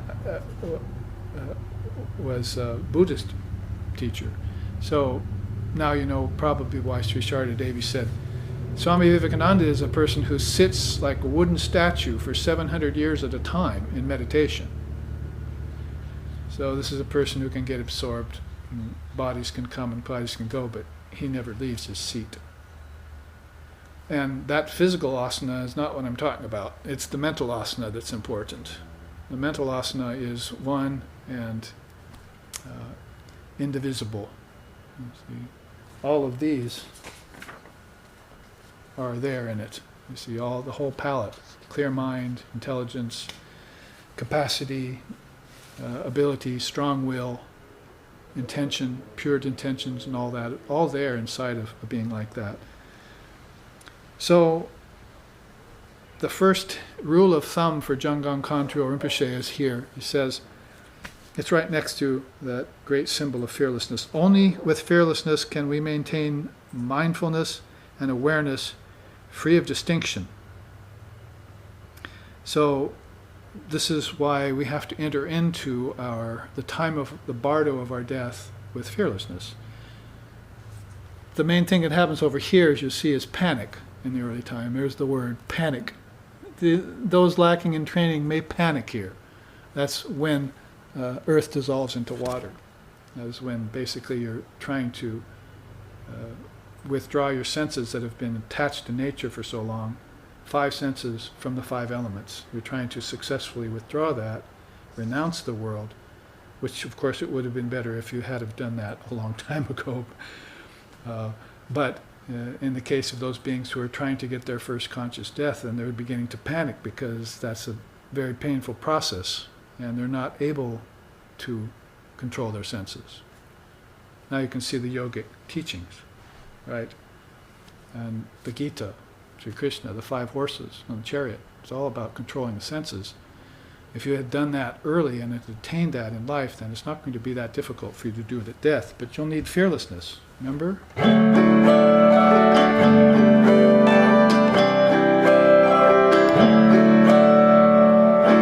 Vireshwara, Jai Tripurari, Gaye Hamu Sab Mahima Teri. Jai Vireshwara, Jai Tripurari, Gaye Hamu Sab Mahima Teri.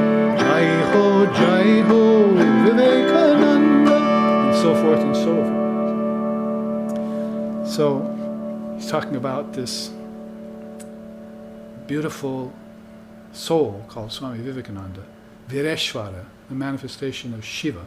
It's the name for Shiva, Vireshwara, who is really a combination of Lord Buddha and Lord Shiva. You look at him, his 2 recent births, you might say. See that he combined the best of Buddhism and the best of tantric yogiism and Vedanta. So also he's singing about fearlessness, you see. Abai is a beautiful song where he sings about fearlessness, where he says, we shall crush the stars to atoms, we shall unhinge the universe. Don't you know who we are? We are the children of Sri Ramakrishna. So, crush the stars to atoms means dissolve everything in space and time back into the self. Unhinge the universe. We will see through the cycles of birth and death as being a kala chakra, a mere wheel of time, and we'll transcend them. In other words, creation, preservation, and destruction are all going on in 2 hands called projection and withdrawal, you see. Like a tempest in a teapot, these are going on. And you're the witness of them. So that kind of fearlessness is going to be needed, and it's enjoined upon the soul who enters into this conscious death process in 3 phases. The bardo between death and rebirth takes place in 3 phases. Some 7 days first, there. Some 14 days is the second phase. And then finally, the 28 days is the duration. Hopefully you won't need that much. If you're a living liberated soul, or you've done this before, you've been born consciously and you've died previously consciously, you've learned your lessons, you've studied the scriptures, you've meditated, you've had some definitive experience of your true nature, and know the self, know the truth, and the truth has set you free, then you should be able to see the Buddha nature light the minute you exit the body. That's what Vivekananda said. I'm sure that I'll find it very beautiful to get out of my body, because immediately the light of Brahman will be available, will be shining there for him. The minute the veils drop away, veils of body, veils of energy, veils of thought, veils of intelligence, and veils of ego, the purastika body, as soon as those fall away, then the light of Brahman is shining behind them. They were all wax figurines, but the light was shining through them all, as Sri Ramakrishna said when he visited the wax museum. He said, I see that's just like my samadhi. Everything's made of wax, but there's a light shining in it. So that's that Tathagata, or that Buddha nature, that Atman that's shining. So that light becomes apparent to you right away, and then you go to it. And that's actually what the Rinpoche is telling the dead Tibetan man. You see, the children are crying, the wife's crying. He says, leave the room. And they say, why? Because you're crying and he'll hear you. But he's dead. No, he's not dead. He's got subtle senses. Don't you have subtle senses and dream tonight? You think the physical senses are all there is? He's hanging around the body, as it were. See? We think hovering over it, but that's astral projection. He's actually inside it still. He's still deeper inside of the real body, called the subtle body. It's the mind body he's gone into. And he's still aware, because of his subtle senses, of everything outward, because he hasn't withdrawn his energy yet from the form.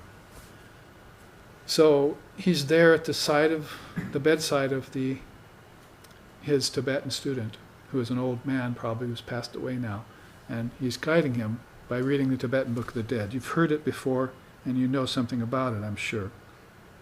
So, to define the dynamics of it, he says, that is, Rinpoche here says, all three of these phases offer an opportunity to recognize the nature of mind and attain enlightenment. The void illuminating mind. That's the view of Tibetan Buddhism. That's, the Mahamudra teaching, you see. So the view is that all manifestation, all phenomena is manifestation of the mind. That's the view. If you take that view, all of a sudden you're at odds with other views, you see. Like creation theory, that doesn't work. Nothing ever got created, and nothing ever gets destroyed. And if I'm out of my physical body, I can see that very clearly now. And that I have given up the body, and I will take on another now. Thank you very much. See? As Holy Mother said, nothing follows you after death, just your actions. God and devil aren't on your heels after you die. God and devil are inside of you. So what follows you after you die is your actions, good and bad. So what you want to do is neutralize good and bad. Good and bad are chains that hold, one of iron, one of gold. So your good karmas are bringing you back as a good moral, ethical person who doesn't know anything about his past lifetime. Good, pure, ethical person who knows nothing about the spiritual process and is still believing in silly things like eternal damnation and the 7-day creation theory and other superstitions. So get a clue. See? Get a clue from your true nature. Wake up and see how much power you have available to yourself, or potential, and make it available to yourself. This is called empowerment in Tibetan Buddhism. You don't just go and hear somebody give a great talk and walk away and say, oh, I'm empowered. And you go up afterwards and talk to the person, you get initiation, you get a mantra, you start practicing. That's empowerment. That's when the empowerment happens. You can't walk away from some 1,000-soul general overall empowerment initiation and think that you're going to end up with this kind of knowledge, this kind of attainment. This is rare. At least we'd like to make it less rare. But in this day and age, it's rare especially amongst Western people. I would probably be tempted to say that it's becoming more and more rare amongst the Hindus, too. They're getting more worldly. So, the bardo of the moment of death is a duration of some 7 days long. You think, oh, it's over, I'll get it over with quick, see. Just, in whatever way. Have some raspy breathing for 8 hours and kick the frame. But it's actually a 7-day process in most cases. And he says here, because it's earth dissolving into water. And earth dissolving into water means also your sense of taste and your sense of smell are involved. Because earth connects with smell, water connects with taste. So you've got 4 elements there you're trying to separate them from. And if you are in your subtle senses, and you're aware of subtle senses, it should be easier for you to do that. If you're only aware of gross senses, it's not going to be easy for you to do that because you have no concept of that your dream state was actually a state of your awareness, and you didn't make it lucid. You didn't render it lucid. Somebody wrote me a couple weeks ago, how do I make my dreaming state lucid? I said, by making your waking state lucid. How do you think? You think you can control your dreams? Who's ever been able to do that? Make your waking state lucid. That's A of Om. And your U of Om is dreaming. And your M of Om is deep sleep. So make your waking state lucid. Your dreams will become lucid. And you'll get into deep sleep. And realize that it's a kind of samadhi. They call it swapna. I'm sorry, sushupti. Sushupti samadhi. It's a kind of samadhi, deep sleep. But you have to bring your consciousness to bear.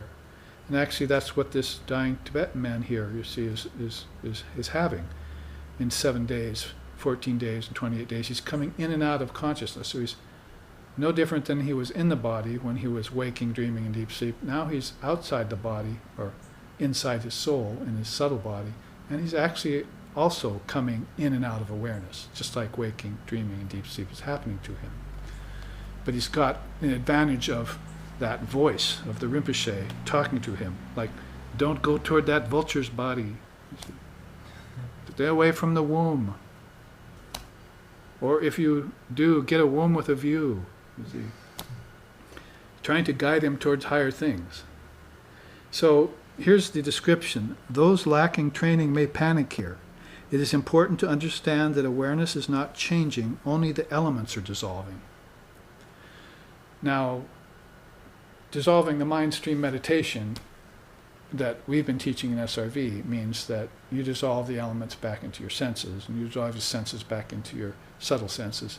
You actually do this in meditation each morning. I was talking to one of my students who's been doing that for about 3 or 4 months now. Every meditation he's been doing this dissolution process mentally, and then coming back out of his meditation by So he's actually practicing the stations of consciousness, how they were incepted, and how they originated, and how they moved forward, and how they manifested, and then how they, just like waking, dreaming, and deep sleep every day, or in-breath, held breath, and out-breath, how that happens in cycles all the time. So he's actually becoming conversant with the movements of his own consciousness. Consciousness here with a small c, called mind. Consciousness with an uppercase C does not move. So make sure you hold that sacrosanct and don't mix up karma and reincarnation with it. Once you realize that, this will be a dream. In fact, it'll be a dream that you have awoken from and that you will no longer participate in. As they sing, and we like to sing so often, Namrichor Nashanka Name Jati Beda Pita Naiva Me Naiva Mata Majana Chidananda Rupaha Shivoham Shivoham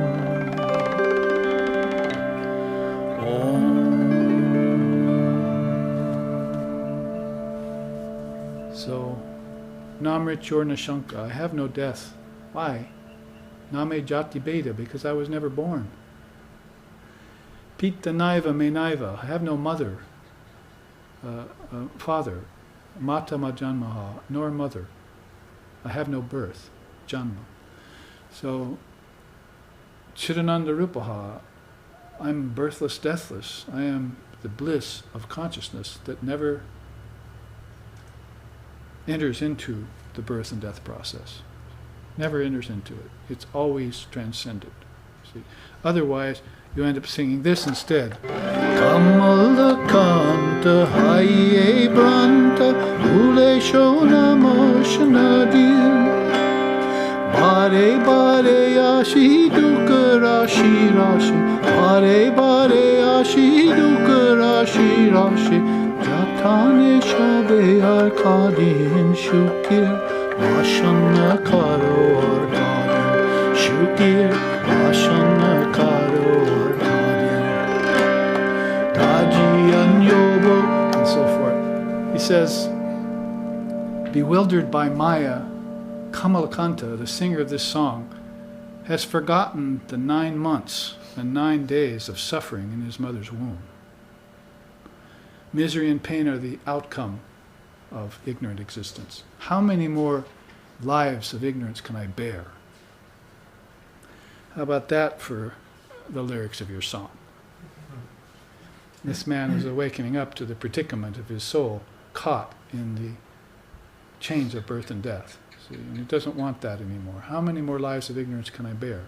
So he needs to inform himself, first of all, that the soul is birthless and deathless, his Atman, his Tathagata, his Buddha nature. And second of all, he has to take steps to realize that. It's not enough just to say, hemp, hemp, hemp, hemp. See, I have to smoke it to get high. I don't smoke, but Sri Ramakrishna used that as an example. Or he said, it's not enough just to say, burn, bush, burn, after the thorny bush sticks you. You have to go get wood, set the thing afire. So that's the follow-through onto realization. To gain enlightenment, to do the practices after you hear the truth. Shravana. Then manana, work it through your mind. Nididhyasa, realize it through your practice. And then you won't be in this predicament that this man is in, suffering, and having to rely on another source to try and guide him through it. But he's fortunate. So he's feeling the external sign of weakness and an internal sign of foggy perception. This is what happens when you try and draw the senses of smell and the senses of taste from earth and water. Foggy perception happens and weakness. You feel weak. And they say, oh, I'm dying. No, you're not dying. Consciousness never changes. You know what he says here? It's important to recognize this as an opportunity to attain enlightenment. And he says, do not panic. Consciousness does not change. The elements are just dissolving, that's all. And you're doing the dissolving. Do a good job of dissolving them. Otherwise, we know earth and water just turns into mud. Well, do a very good job of dissolving them. Then water dissolves into fire.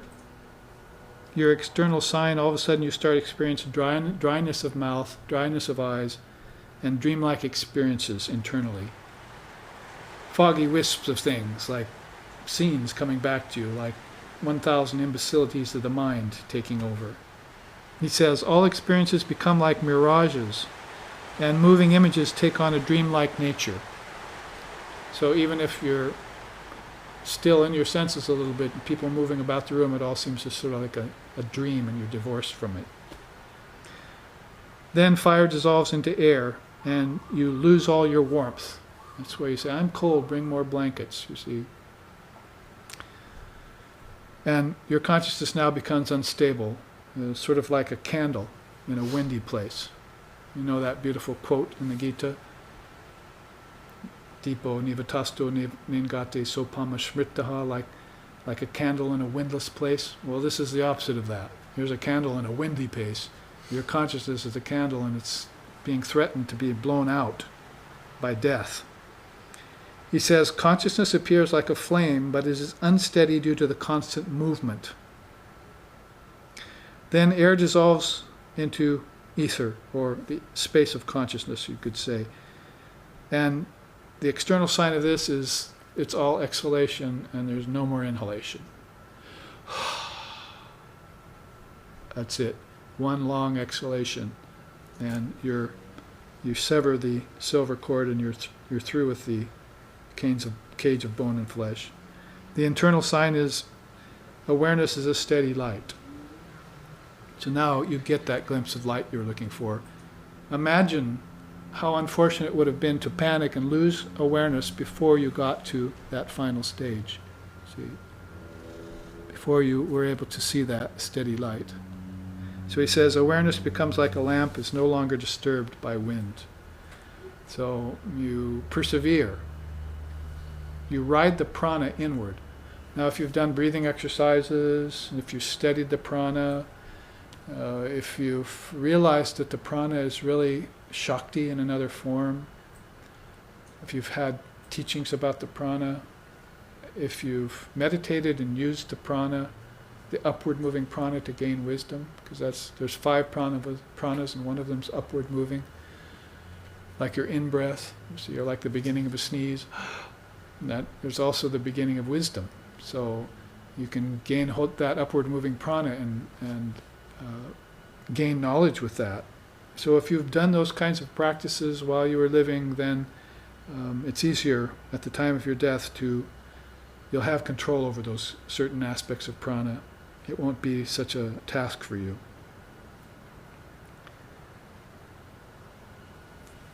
Now at that point, there is the duration of some 14 days. Lights of 5 colors appear associated with the 5 Buddha kalas and the various deities.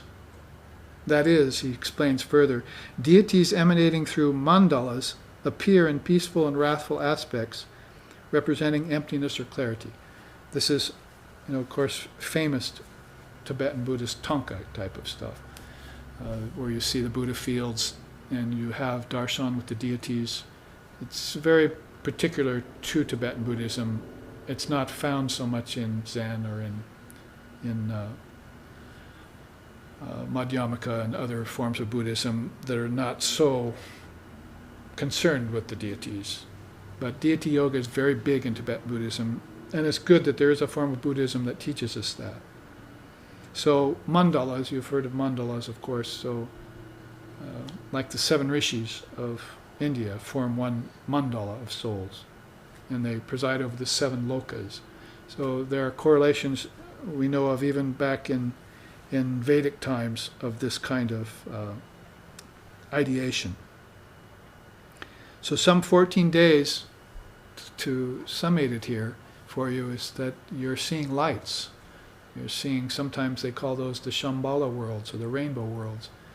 And they're actually realms of existence, lokas, inside of you. And you're trying to identify with them. You're trying to find a birth there. If you can find a birth there, you will not have to be born in a physical body again. So it's sort of like Bur, Bhuvaswar, Janaha, Tapahar, Mahaloka, and Brahmaloka. If Bur, Bhuvaswahar, if that's earth, lower heaven, and higher heaven, generally speaking, and ancestors, humans and ancestors, if you cannot transcend those, then you just go around in the circle of your ancestors. One of the things Lord Buddha was trying to transcend and break through was that cycle of rebirth, 3rd chakra stuff, first 3 chakras.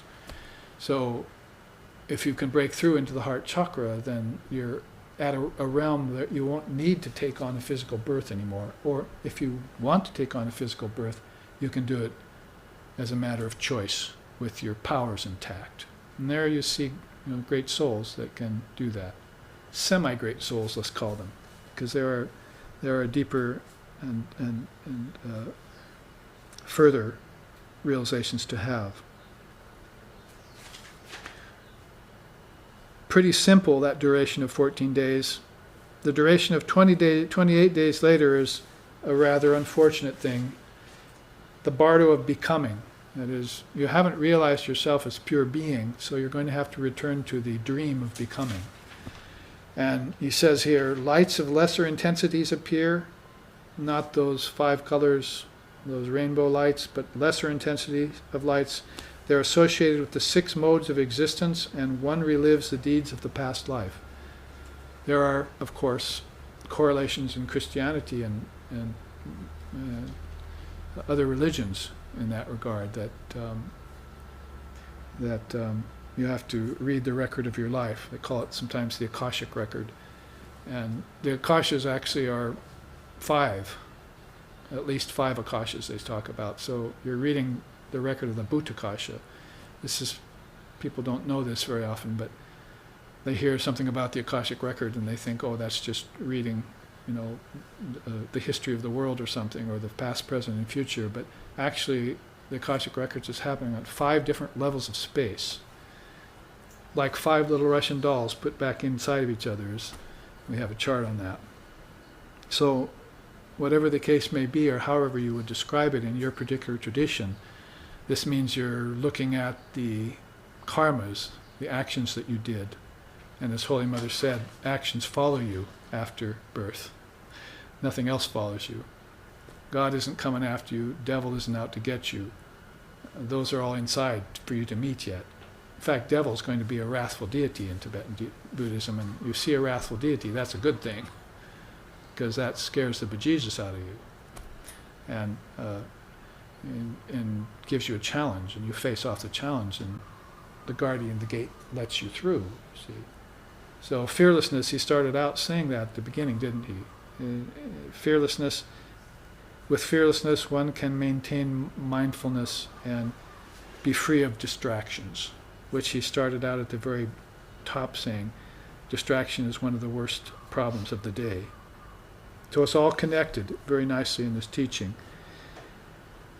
He says, explains further about the bardo of becoming. If a man fails to recognize Buddha nature, then he is prepared to be reborn in one of the 6 realms of rebirth. So this is, they say, a duration of some 28 days. Of course, these durations are general assignments, depending on the soul, how much time they're going to take, how much karma they have to work out, or how free of karma, how much capacity they have, how much spiritual attainment they have under their belt. These will all vary according to those factors. So, backing up just a minute, you see that this whole time here on your so-called deathbed is an excellent time to realize Buddha nature. Better for you, well, I can actually read this quote, which would be better. If you practice hard enough, you can gain enlightenment in this life, and that is best. If your practice in this life was guided by a spiritual teacher, then you will experience the clear light at the time of death and recognize the nature of mind. If that does not happen, there is a possibility to do so after death. That's there. There are practices that one can do at the time of death. A spiritual master can also introduce the dying person to the bardo in such a way that he or she will recognize the clear light when it occurs. One of the great problems is recognizing the light when it happens to you. They say if an owl looks at the sun, it just sees a black space, you see. So that's an ignorant person, Lord Vashishta says. Light all around it, but it can't see it. So it's a good analogy for a soul who is there in the light, but cannot recognize it. So second best to have practiced it in while you were living, to recognize the light in meditation and so forth. Best of all, to have done it, gain enlightenment first in that lifetime that you practiced. So you can see here, they keep coming up with this expression, the nature of mind, the nature of mind. So they call it the void illuminating mind, but you can look at it the other way and say the nature of mind is manas, is constant change, is constant duality, where pleasure and pain are always interacting, virtue and vice always interacting. And that's the nature of ordinary mind. So quite often when they say recognize the nature of mind, they're talking about a 2-part thing. The unreal never is, the real never ceases to be, is how Krishna put it thousands of years before Buddhism. So a twofold thing is that reality is one thing and unreality is another. The wheat and the chaff, Purusha and Prakriti, the transcendent and the relative, the unchanging and the ephemeral, so many ways in which one has to make that one prime distinction called viveka, and then live free from then on. That's the beginning of a spiritual life, viveka. Dancing, singing, so forth. Some asanas, a little breathing exercise, is not a spiritual life. Spiritual life really truly begins when you have honed discrimination, viveka, and you can see the difference between the changing and the unchanging, and you adhere to the unchanging. Just like this man should be adhering to the Buddha light and letting all other karmas and forms go, like phantoms that they are.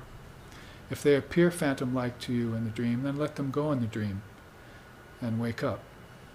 O dreamer, awake, you must, you must. There's a famous song in India. O dreamer, awake, you must, you must. Well, in one fell swoop then, we covered the teachings of the bardos states in a very short time. It's of course going to take more of your time to contemplate it. And as he said here, find a teacher that can transmit this to you, and so that you will have an advantage on death when it comes. And then you can stand up and say to death, I have received a command from my Divine Mother that you have to die, death. You must die. So I put death in its own grave. My teacher used to say that a lot.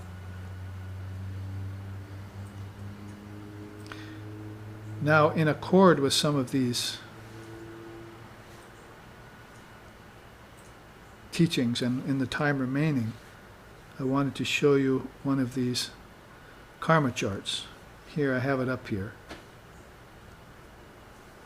As we started talking about the 4 types of karma when we mentioned sanchita, karma and reincarnation being relative laws, but so important, Dalai Lama says, if we begin to look into them as Westerners, then we will solve our problems at the emotional level, at the psychological level, at the philosophical level. We'll solve all our problems, because this one lifetime scenario is keeping us from thinking outside the box. In religion, in science, everywhere, it's a great limitation. So, therefore, acknowledging karma and reincarnation as relative laws, we look into them, we find out that the seers are talking about 4 kinds of karma. Usually it's 3, sanchita, prarabdha, and agami, past, present, and future. And so named after the 3 phases of time. But there's a 4th karma in there, you can see that I've inserted, called kriyamani. Kriyamani karma is like arrows being taken from the scabbard. You know, they're coming from nowhere. This karma is rising up from who knows where. And this nowadays we call it putting out fires, because we're trying to, or distraction if you want, put it in Jangkang Khantrul's way of speaking. We're trying to work out the karma that we took on when we came into this life. Of course, we've forgotten that it was us that incepted the body and us that got into it, that we took on the body, and it's all our own responsibility. And we're trying to palm it off on someone else, bad parenting or God or devil or whatever. And we've sort of forgotten we have to take our own responsibility for it. So when we come to that understanding, then we begin to neutralize our karmas.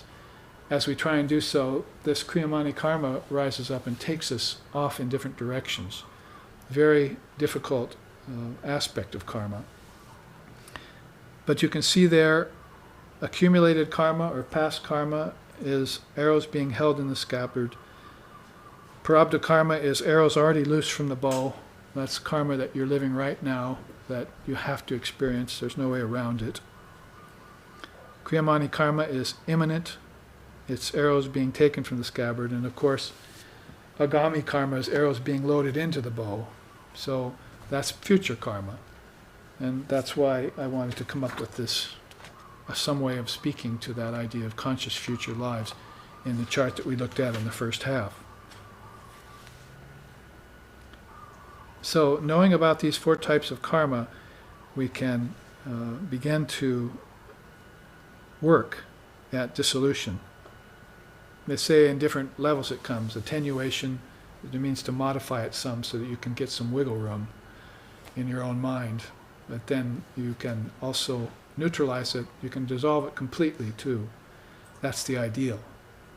And as you gain more capacity for neutralizing karma, then you can take whole portions of your sanchita karma and bring it forward into a life and dissolve it.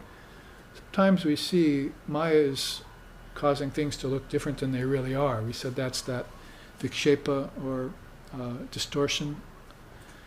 It causes something to look different than what it really is. So sometimes you see a person suffering very badly. That could be because they're just working out a whole lot of their karma at that time. And it's a positive thing. Like I was saying, people at the end of their life sometimes waiting to die. In that waiting period, they're actually working out karmas that are keeping them in the body. So you can't hurry them along with some sort of death serum or something, you see. Oh, I wish you wouldn't suffer so much. You should let that process work itself out, because there's some very internal things that the soul doesn't even know about that are being worked out. So hands off would be the best, in most cases, would be the best approach. How many more lifetimes of suffering can I bear? When I get tired of suffering, I won't bear anymore. That's what will happen. There you see the great archer and the great avatar, Sri Ram. We mentioned him earlier, and the beautiful songs we sometimes sing about him. Shri Ramachandra Kripalu Bhajamana Harana Bhavaya Darulam Nava Kancha Lotana Kancha Mukakara Kancha Parakandarulam Shri Ram, Shri Ram, Shri Ramachandra Kripalu Bhajamana Harana Bhavaya Darulam.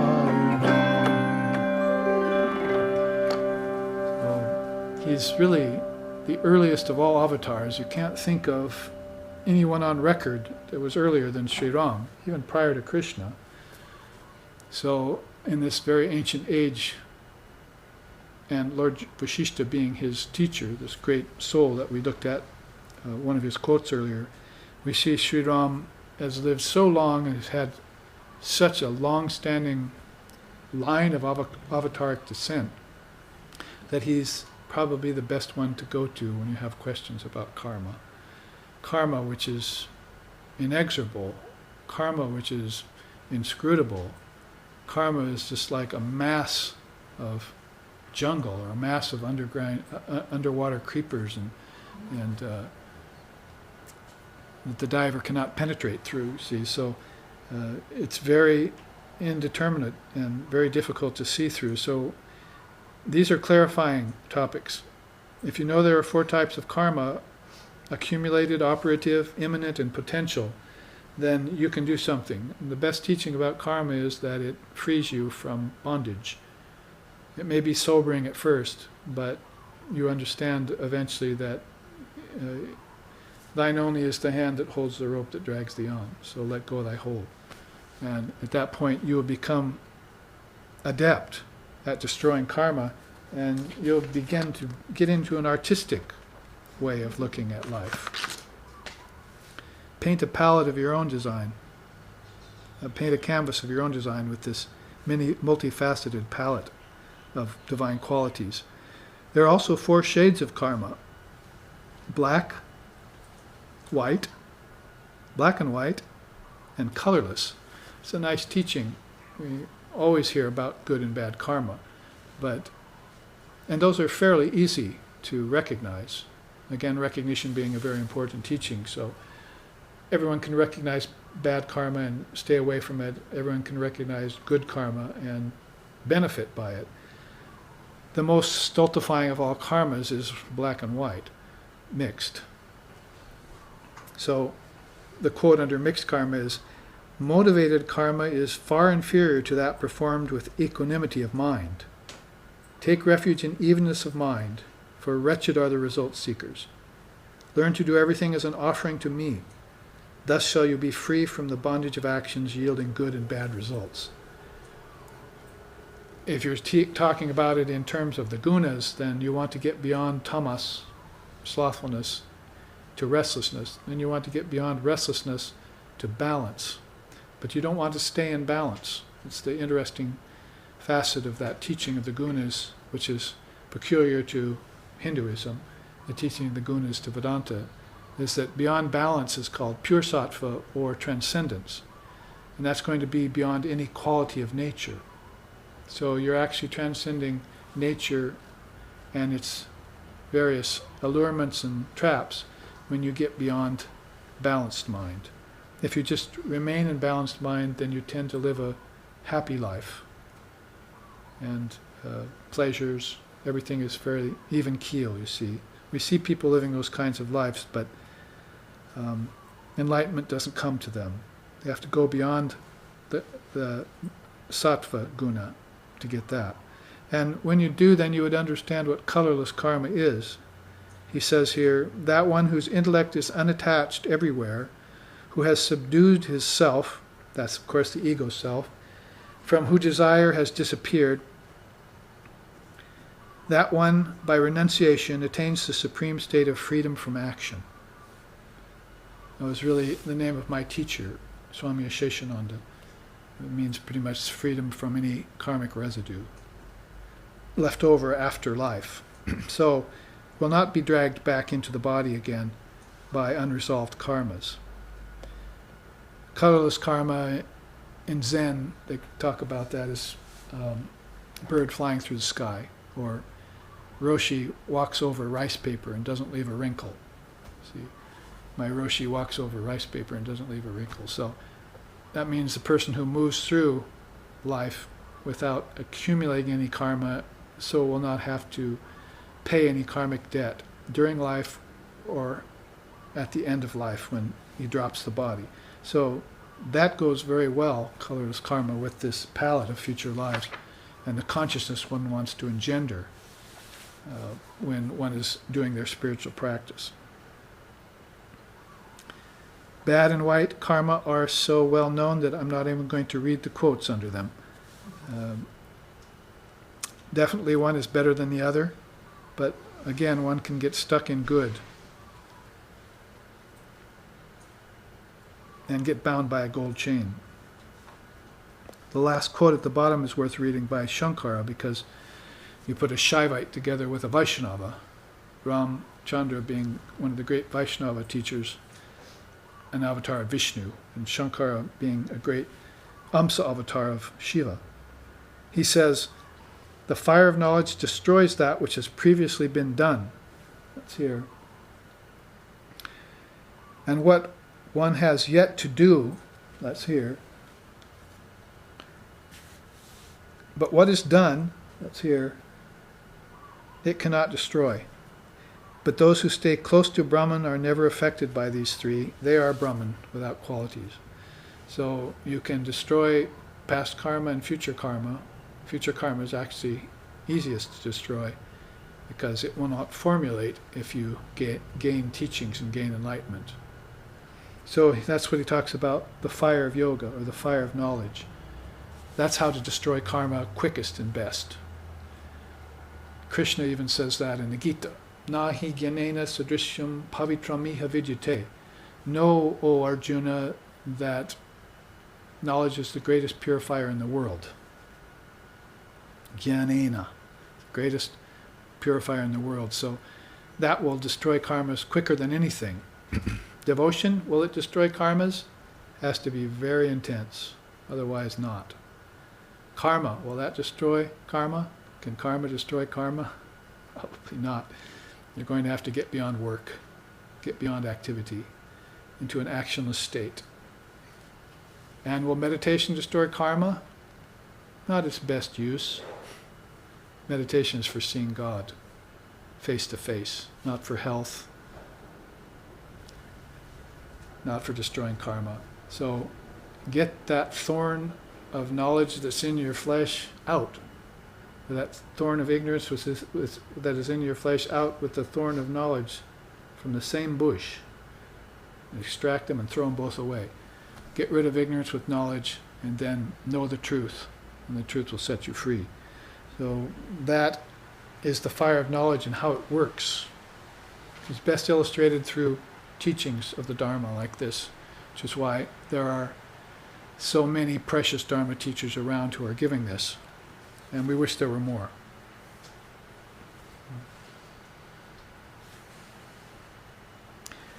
We have come close enough to let you out for recess early, so we will close here with a chant, and we'll make our announcements after we let our live streaming partners go. Remember, we will come back next week with the Zen Buddhist teachings and their correlation to the Advaita Vedanta. We managed to get a few Tibetan charts in, and we might bring them back in the third. There's a couple more Tibetan charts, the Mahamudra, for instance, which is a very beautiful teaching. And we might bring that back in the third class, which will be 3 Sundays from now. A beautiful, precious teaching of the Dharma in Buddhism. So then we will end here with a chant and move on to our evening activities. Om Sato, Om Sato Ma Satgamoya, Tamaso Ma Joy Tirgamoya, Mrichor Ma Amritam Gamaya, Abhira Abhira Mayindi, Rudrayate Dakshinamukam, Tenamam Pahinicham, Om Shanti Shanti Shanti. Lead us from darkness to light, from lower truth to higher truth, from the unreal to the real, and from the illusion of death to eternal life. Reach us through and through, O Lord and Mother, with thy sweet and benign presence. Om peace, peace, peace. May peace be unto us, may peace be unto all. Om Hari Om.